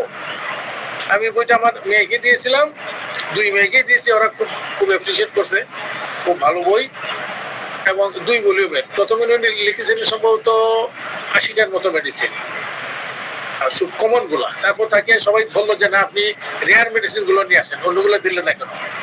তখন তিনি আরেকটা ভলিউম লিখেন। এই 2টা ভলিউম মিলে একটা জেম এখানে। যারা সহজে ম্যাথমেটিক্যাল প্রথম পার্ট নিতে চান, প্রথম পার্ট বলছি, এটা দিয়ে আপনি পণ্ডিত হবেন না, তার মেডিসিনকে আয়ত্ত করবেন, তারা এই বইটা করবেন। এসকে দুবের টেক্সট বুক ম্যাথমেটিক্যাল বাজারে পাওয়া যায়। এই যে আমি দেখাচ্ছি, এই যে বইটা, এই বই, এটা 2 ভলিউম আছে। তারপর যারা বাংলা পড়ে, যদি এই বইগুলো আমি আরেকটা বলবেন স্যার? জি জি, বইটার নাম আরেকবার বলবেন, বুঝতে পারলাম না বইটা। এই যে লেখা আছে দেখেন, দেখেন না, 8 নম্বর, S K Dubey text book of materia medica, এখানে লেখা আছে 8 নম্বরে। তারপর যারা ধরেন আমাদের দেশে যারা বাংলায় হোমিওপ্যাথি চর্চা করে, তাদের জন্য 2টা বই, ভালো বই আমি বলবো। একটা হলো নরনাথ বন্দ্যোপাধ্যায়ের ওষুধ পরিচয়, আরেকটা হলো নীলমণি ঘটকের হোমিওপ্যাথিক ম্যাথমেটিক্যাল, 3টা ভলিউম। তো যদি উনি 3rd ভলিউমটা নিজে লেখেননি, মারা গেছেন, ওনার সম্ভবত ওনার জামাই লিখেছে, কিন্তু ভালো। এগুলা যারা বাংলাতে সহজে শিখতে চান, খারাপ না, ভালো বই আমি বলবো। তাহলে এইগুলো ম্যাথমেটিক্যাল টার্সিয়ারি টেক্সট পর্যন্ত। এখন আমরা একটু আসি, নেক্সটে যাই, যে আপনি যখন একটা ওষুধ শিখবেন ম্যাথমেটিক থেকে, কি শিখবেন আপনি? সব বইয়ের মাঝে কিন্তু সবগুলা জিনিস পাবেন না আপনি। এই জন্য আপনাকে জানতে হবে যে আমি একটা মেডিসিন শিখবো, আমি লাইকোমোডিয়াম শিখবো, লাইকোমোডিয়াম কি শিখবো, আমি সিপিআর শিখবো, সিপিআর কি শিখবো, এই জিনিসগুলো এখানে। এইগুলো আমার যারা শিক্ষক ছিলেন, আমার গুরু ছিলেন, তারা যেভাবে বলছেন এইভাবে আমি এইগুলা করেছি, এইভাবে আমি ম্যাথমেটিক্স শিখেছি। আমার ম্যাথমেটিক্যাল ধরেন অন্তত 20 থেকে 25,000 পৃষ্ঠা লেখা আছে আমার। যদি বিশ্বাস না করে, আমার কিছু করার নেই। 1984 সাল থেকে 2002 সাল কন্টিনিউয়াস লিখছি আমি। এগুলো তো নোট করেই নাই, বা সময়ও পাচ্ছি না, এইগুলাকে কিছু একটা করা যেতে পারে। এইভাবে শিখছি আমি। কি শিখবেন দেখেন, এখানে আমরা বলি যে একটা ওষুধ পড়তে গেলে শুধু লক্ষণগুলো শিখলেন না, ছেড়ে দেন, নো, সেটা যেন হয় না। আপনি একজন হোমিওপ্যাথিক ডাক্তার, আপনি হোমিওপ্যাথিতে বুৎপত্তি অর্জন করতেছেন, ম্যাথমেটিক্যাল অত্যন্ত ইম্পর্টেন্ট একটা বিষয় আপনার জন্য। কাজে একটা মেডিসিন এটা অল ইন অল শিখবেন আপনি। প্রথমে শিখবেন তার সোর্স অফ দ্য ড্রাগ। এই যে সিপিয়া মনে করেন, সিপিয়ার সোর্সটা কোথা থেকে আসলো এটা, এবং এর সাথে রিলেটেড হিস্ট্রি থাকে অনেক চমৎকার হিস্ট্রি। যেমন থুজার দেখবেন যে একটা চমৎকার হিস্ট্রি আছে। আপনি লেকেসিসের চমৎকার হিস্ট্রি আছে, লেকেসিসের সাথে এই যে সিপিআর চমৎকার হিস্ট্রি আছে। এটা শুদ্ধ পড়বেন আপনি। আরে আপনি হোমিওপ্যাথি একটা ওষুধ কিভাবে আসলো, এই ওষুধটা আগে কেউ ব্যবহার করতো না, তৈলপত্র করতো না, হানিম্যান কেন ইন্টারেস্টেড হলেন, এই হিস্ট্রিটা কি? কাজে আপনি তার সোর্সও পড়বেন, সাথে রিলেটেড হিস্ট্রিও পড়বেন। এটা সব বইয়ে পাবেন না, আমি বলবো কোথায় পাবেন না। তারপর পড়বেন যে ওষুধটার প্রুভিংস এবং প্রুভার্স, বিশেষ করে কারা প্রুভ করছে। যে আপনি দেখবেন যে মেডিসিনটা হানিম্যান প্রুভ, বাবা, তাহলে তো আপনি ধরবেন যে এর যে সিমটমগুলো অত্যন্ত অথেন্টিক, এবং আপনি খুব ভালো করে পড়বেন। এবং আর কারা প্রুভার সেটা আপনি করতে পারেন। প্রুভিংসটা মানে কত পটেন্সিয়ালি প্রুভ করছে। যদি দেখেন যে আপনি এটা 3x বা 1x 2x দিয়ে করছে, সেটা এক জিনিস। আর দেখলেন 30-200 দিয়ে করছে, তাহলে তো অবশ্যই এর যে ফাইনাল সিমটম, মেন্টাল সিমটম দেখবেন যে অনেক রিচ। কাজে প্রুভিংসটা কত পটেন্সিয়ালি করছে, প্রুভার কারা, এটাও জানা জরুরি।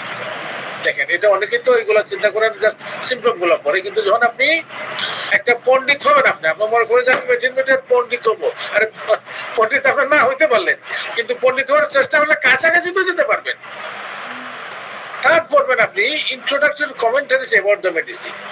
এই মেডিসিনটা সম্বন্ধে এজ এ হোল বড় বড় হোমিওপ্যাথরা কমেন্ট করছে, ইউজেসে এই বলছে, নেশে এই কথাটা বলছে, এই ওষুধটা সম্বন্ধে টাইলার এই কথা বলছে।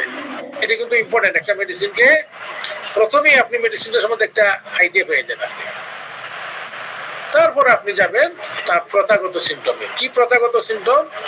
প্রথমে কনস্টিটিউশনাল সিমটমস এবং ফিজিক্যাল মেকআপ যদি থাকে। কোনো মেডিসিনের কনস্টিটিউশনাল ফিচার্স নেই, কোনোটার খুব রিচ আছে। ক্যালকিরেখার পড়বেন, তার অবশ্যই কনস্টিটিউশনাল ফিচার্স আছে। আপনার সাইলিশিয়া পড়েন, ফিচার্স আছে। সিপিয়া পড়েন, আপনার ফিচার্স আছে। লাইকো পড়েন, সরিনা পড়েন, সালফার পড়েন। তাইলে যাদের আছে এইগুলার তার কনস্টিটিউশনাল ফিচার্স গুলা কি, ফিজিক্যাল মেকআপ দেখতে কেমন লাগে।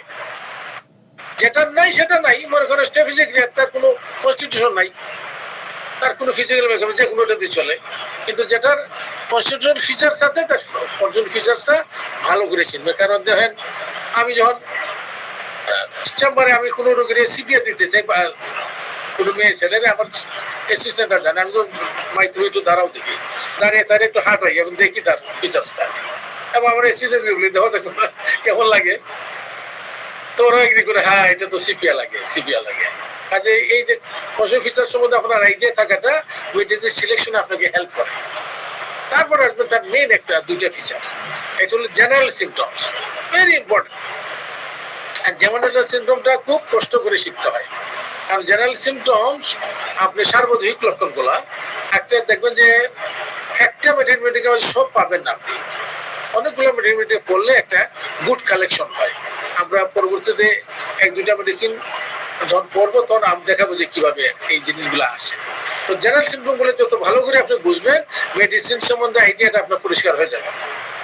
তারপরে আসি আমরা মেন্টাল সিমটম। এরপরেই মেন্টাল সিমটম অবশ্যই অত্যন্ত গুরুত্বপূর্ণ, এবং যত ভালো করে আপনি এটা বুঝবেন আপনি চিকিৎসাটা অত ভালো দিতে পারবেন। মনে করেন আপনি মেন্টাল সিমটমের জন্য বুঝেন, তাহলে মেডিসিনটা দিতে পারবেন আপনি ইগনিশিয়া, নেট্রামিউক এগুলার কনস্টিটিউশন বুঝতেছেন না আপনি, কার কি বলে মেন্টাল ফিচার, এর একদম ভিতরে গিয়ে এর যে আরো ফাইনাল ডিমার্কেশন গুলো বোঝার চেষ্টা করবেন। মনে করেন এক্সাম্পল, লেকেসিস এবং নেট্রামিউক দুইটারই আছে, এরা রিভেঞ্জফুল, প্রতিশোধ স্পৃহা আছে এদের। কেউ একটা গালি দিল, কেউ তারে হার্ট করলো, তার তো রাগ উঠেই, এবং রাগটা এটা গ্রাস থাকে দীর্ঘ সময়। শুধু তা না, এটা প্রতিশোধ স্পৃহা আছে। আপনি যদি রেপার্টরি করেন দেখবেন যে লেকেসির সাথে ফার্স্ট গ্রেডে, নেট্রামিউক আছে সুপার গ্রেডে, আমি আমার একজন ছাত্র, নাম বলবো না, খুবই ব্রিলিয়েন্ট ছাত্র, সে বিসিএস দিয়ে সে এখন একটা অন্য ক্যাডারে, খুব বড় একটা ক্যাডারে গেছে, এবং সে বিশাল অফিসার।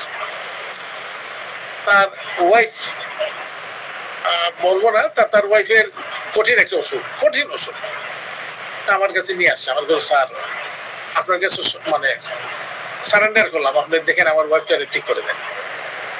আমি 2 দিন ধরে তার হিস্ট্রি নিয়েছি, আমি প্রথম দিন কিছু, তারপর দিন কিছু, এবং তার মেডিসিনটা নেট্রামিউক। রোগ কিন্তু ক্রনিক রেনাল ফেলিয়ার, সিকেডি, নেট্রামিউক দিয়েছে। এবং তাকে প্রথমবার দেওয়ার পরে 1 মাসের ওষুধ দিয়েছিলাম তাকে, আবার কালকে পরশু দিন আসছে আমার কাছে। ওরা অনেক ভালো, শুধু তারা তার প্যারামিটার অনেক চেঞ্জ হয়ে গেছে। নেট্রামিউক কেন দিলাম দেখেন, একটা রেনাল ফেলিয়ার রোগী, ওই যে তার, আপনি এই জন্য বললাম যে ওষুধগুলো যদি মনটা আপনি ভালো করে বুঝেন, ওষুধের একদম কাছে চলে যাবে সিলেকশনে।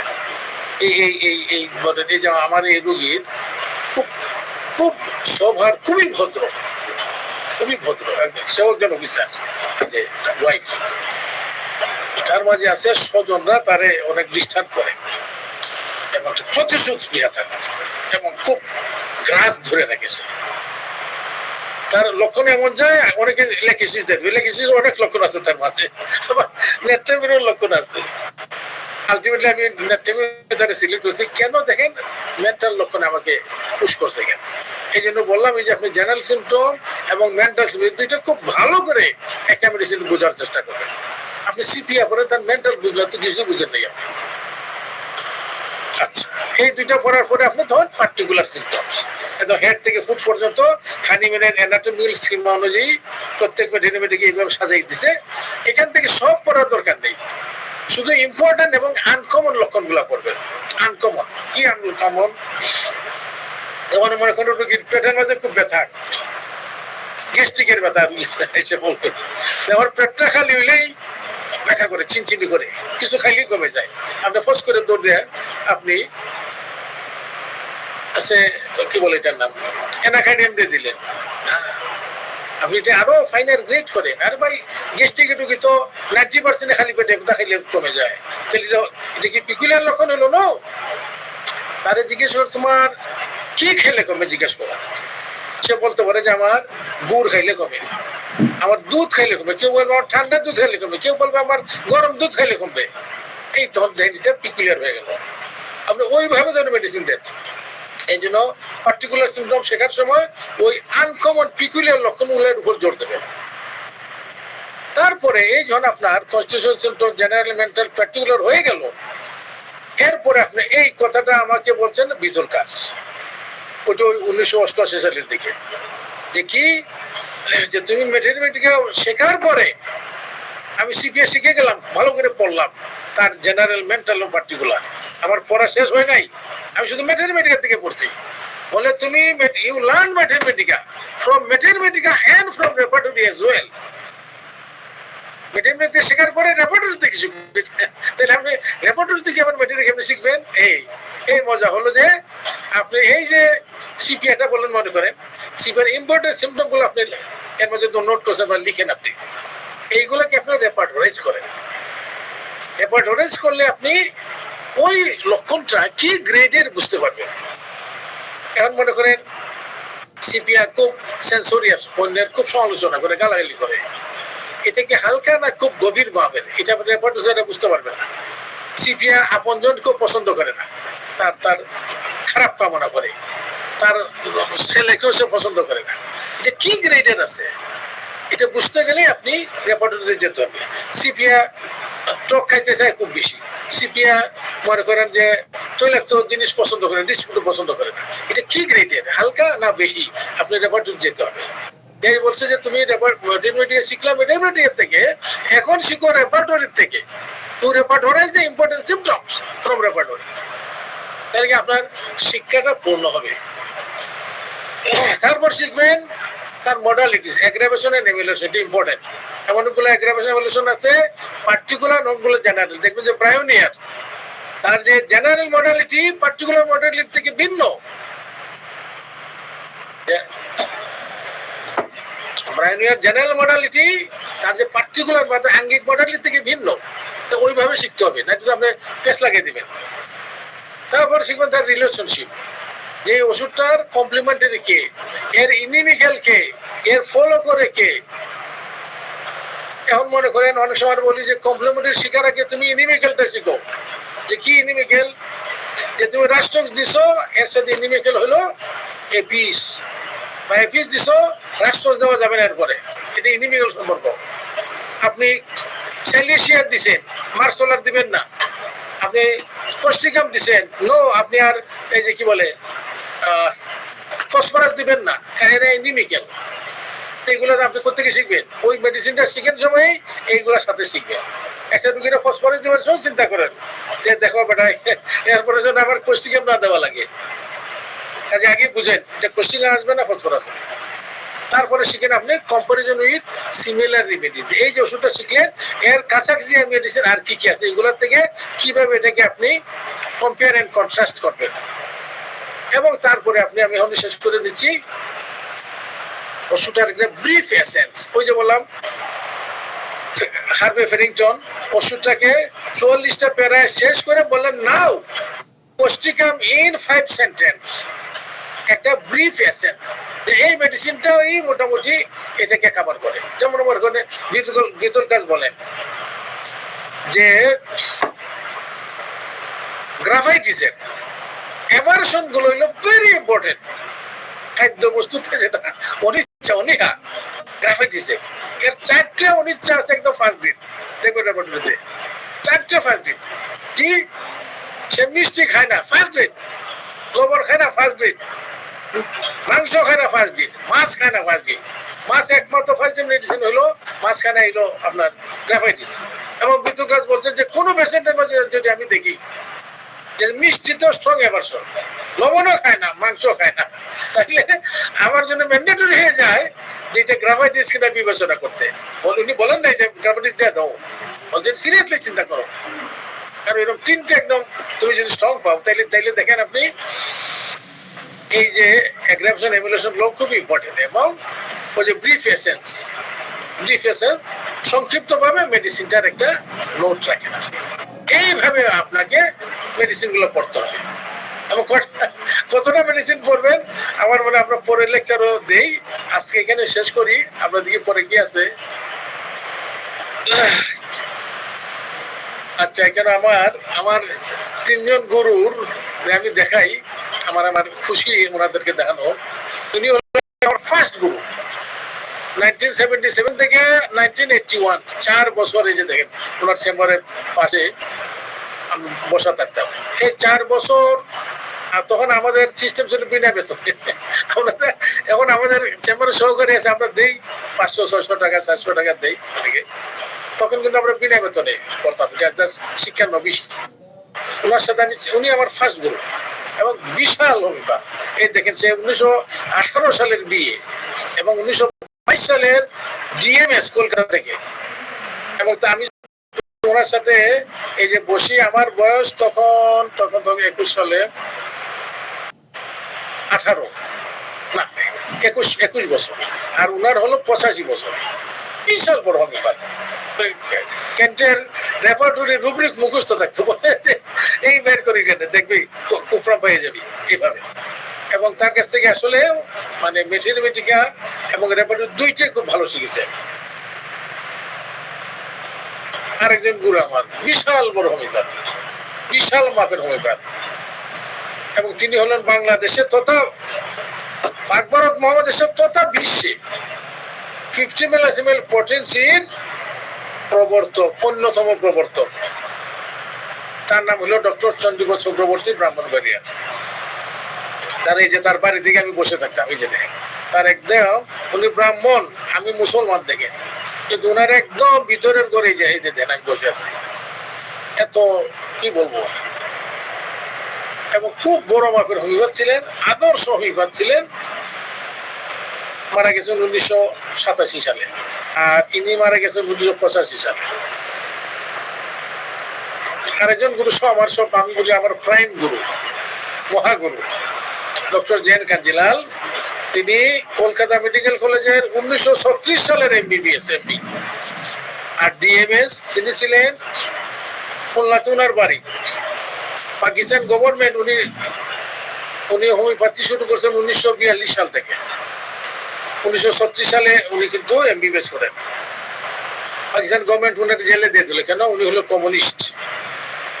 1955 সালে ওনাকে একটা অপশন দিল, প্রায় 6 বছর জেল কাটছেন। চিন্তা করেন, বলে যে দেখো তুমি ইন্ডিয়াতে ভাগে যাবা, তাহলে তোমাকে ছেড়ে দেবো, আর নতুবা জেলেই থাকতে হবে, তোমাকে অপশন দিলাম। উনি যেতে থাকো, আমার দেশে আমি যাবো। তখন ওনার ফ্যামিলি ওনাকে বুঝাইলো যে কি করবার। উনি এক কাপড়ে 1955 সালে তার ফ্যামিলি নিয়ে এই যে বর্ডার ক্রস করে। দেখেন কি কষ্টের ব্যাপার, দেখেন কত বড় মাপের হয়েছিলেন। তারপর ইন্ডিয়ায় অনেক কষ্টে উনি লাইফ আবার শুরু করেন এবং শেষ পর্যন্ত তিনি হোমিওপ্যাথিক মেডিকেল অ্যাসোসিয়েশন ইন্ডিয়ার একবারে ফাউন্ডার, প্রেসিডেন্ট এবং president of honour for life ছিলেন। 1985 সালে মারা যান। আমি 8 বছর পেয়েছি ওনাকে। বিশাল মাপের হোমিওপ্যাথি, ম্যাথমেটিকা বলেন, রেপার্টরি বলেন, ক্রনিক ডিজিজ বলেন, ফিলোসফি বলেন, কি যে নলেজ ওনার ছিল। আমি যখন কোনো কিছু আটকে যেতাম, কেউর কাছে আমি স্যাটিসফাইড হইতাম না, তখন ওনার শরণাপন্ন হতাম। বিশাল মাপের আমাকে খুব স্নেহ করতেন। আমার মনে হয় আমরা আজকে এখানে রাখবো। আমার মনে হয় এই জিনিসটা যারা, আমি জানি না কারা কতজন এখানে আছেন, কিন্তু যারা বিশেষ করে নতুন তারা, আমি তো আশা করি এই লেকচারকে আপনারা একটা ভালো পথ প্রদর্শন হবে আপনাদের জন্য। এবং এই যেগুলো আমার কথা, আমার গুরুদেররা আমি যেভাবে গাইড করেছে হোমিওপ্যাথি শেখার জন্য, এবং ওনারও ওইভাবে হোমিওপ্যাথি শিখছেন। আমি এই জিনিসগুলো আপনাদের সামনে তুলে ধরলাম। আগামী সপ্তাহে আমরা এটা চালু রাখবো। এর মধ্যে আরো অনেক কথা, ইম্পর্টেন্ট কথা আছে, যে আপনি হোমিওপ্যাথি কতটা মেডিসিন শিখবেন, কিভাবে করবেন, একটু চেহারা দেখাই। তারপরে কি কি মেডিসিন শিখবে। এই যে দেখেন আমি একদম একদম এইগুলো আমরা আলোচনা করব। একদম একদম এই লিস্টগুলো আগে দেই নাই, এই ফার্স্ট দিলাম। তো আপনারা সামনের ক্লাসে কেউ মিস দিয়েন না।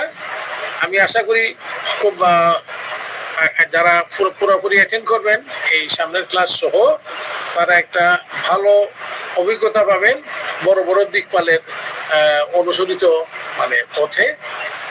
এই বলে আমরা এখানে শেষ করছি, আজকে অনেক সময় হয়ে গেছে। অল্প দুই একটা কোয়েশ্চন রাখতে পারেন ডক্টর পাটোয়ারি। আমি এখানে শেষ করলাম, আপনার কাছে মাইক্রোফোন দিচ্ছি। আসসালামু আলাইকুম ওয়া রাহমাতুল্লাহি ওয়া বারাকাতুহু। ওয়ালাইকুম আসসালাম ওয়া রাহমাতুল্লাহি ওয়া বারাকাতুহু। অসংখ্য ধন্যবাদ স্যার আপনাকে। আপনি অনেক লম্বা সময় ধরে অত্যন্ত পরিশ্রম করে আমাদেরকে যে প্রেজেন্টেশনটা দিয়েছেন, স্যারের কথার সূত্র ধরেই বলছি, আমরা খুবই অল্প দুই একটা কমেন্ট্রি অথবা কোশ্চেন নিতে চাই। মাইক আনমিউট করে যদি কেউ বলতে চান আপনার প্রশ্নটি বা মন্তব্যটি করবেন। স্যার আমি টিএম জোরদার কুষ্টিয়া থেকে। স্যার আসসালামু আলাইকুম। ওয়ালাইকুম আমরাও বলবো যে আমাদের বাংলাদেশে একজন ফারুক লাহি স্যার আছে। আমার এতটুকুই বলার স্যার, আর কিছু না। You are blessing for us. ধন্যবাদ আপনাকে। আসসালামু আলাইকুম স্যার, আমি মনিরুদ্দিন বলছি হবিগঞ্জ। বলেন। স্যার আপনি ভালো আছেন? আলহামদুলিল্লাহ। আলহামদুলিল্লাহ। যেমন দোয়া রাখছেন। স্যার মাঝে মধ্যে আপনি মাঝে দিয়ে অসুস্থ হয়ে গেছিলেন, আমরা পেরেশান, আপনারা তো কোনো নাম্বার নাই, কোনো কমিউনিকেট করতে পারছেন না, কি অবস্থায় আছেন? না আলহামদুলিল্লাহ দোয়া করছি আর তো কিছু করতে পারি নাই। এই ভালো হয়ে গেছে আলহামদুলিল্লাহ। ভালো থাকবেন, ভালো স্যার থাকবেন। আসলে আমরা সৌভাগ্যবান, কারণ বাংলাদেশে যারা অনলাইনে ক্লাস নেন, আমি মোটামুটি সবার ক্লাসই অলরেডি করছি। তো এরকম মানে ইফেক্টিভ ক্লাস আমি দেখিনি বাংলাদেশে কেউ মানে নিতে, ঠিক আছে। আর আমি তো বাস্তব জীবনে দেখছি যে এইভাবে না পড়ালে না জানলে আগানোর কোনো সুযোগ নাই। কারণ আমাদের তো গুরুরব, আমরা যে মেডিকেল কলেজে পড়ছি শুধু পড়ছি আর পাস করছি, কারণটা তো আপনি আমার চেয়ে ভালো জানেন। খুব অভাব। আমি যেটা বলতে চাচ্ছি যে আমাদের এখন একটা, আমার বয়স 68, আমি হোমিওপ্যাথি শুরু করছি 21 বছর বয়স থেকে, 1977 থেকে প্রায় ধরেন 47 বছর হয়ে গেছে হোমিওপ্যাথি পড়ছি। আমার মনে হয়েছে যে কি আমরা কিন্তু হোমিওপ্যাথি শিখছি অনেক কষ্ট করে, এবং অনেক গুরুর ওই যে মানে পায়ে তেল মালিশ করে, মানে যে বললাম আর কি, মানে ওনাদের কি বলবো, অনেকে শিখাতে চান না, তারপর ওনাদেরকে কোনোভাবে কনভিন্স করে শিখেছি। আবার অনেকে আছেন খুব মন থেকে উজাড় করে দিতে শেখাতে, তাও শিখেছি। এই জন্য নানাভাবে এই যে আজকে লেকচারটি দিলাম, ধরেন এটা তো ধরেন আপনি আমার মাধ্যমে কাঞ্জিলালের এক্সপিরিয়েন্সটা পেয়ে যাচ্ছেন। আমার মনে হয় যে আমি 68 বছর বয়স আর কত বাঁচবো না, বেশি হইলে ধরলাম 5-7 বছর 10 বছর বেঁচে গেলাম, এরপর এগুলো আমার সাথে কবরে চলে যাবে। কাজে কাজে এই জিনিসটা যদি আমার যারা পোস্টারিটি তাদেরকে আমি জানিয়ে যাই, তারা হয়তো একটা তাদের জন্য একটা পথ প্রদর্শন হবে। জাস্ট এই জন্যই। ধন্যবাদ। ধন্যবাদ স্যার। আমরা আপনার জন্য দোয়া করতে চাই, আল্লাহ রাব্বুল আলামিন আপনাকে সুস্থতার সহিত দীর্ঘায়ু দান করেন, যেন আমরা আপনার কাছ থেকে এই বিষয়গুলো আরো অনেক দিন ধরে পেতে পারি। আর সম্ভাবনার বিষয় হচ্ছে স্যার, আমাদের দেশেও অনেক দীর্ঘায়ু পাওয়া মানুষজন অনেক বড় বড় কাজ করছেন, অনেক বেশি বয়সেও।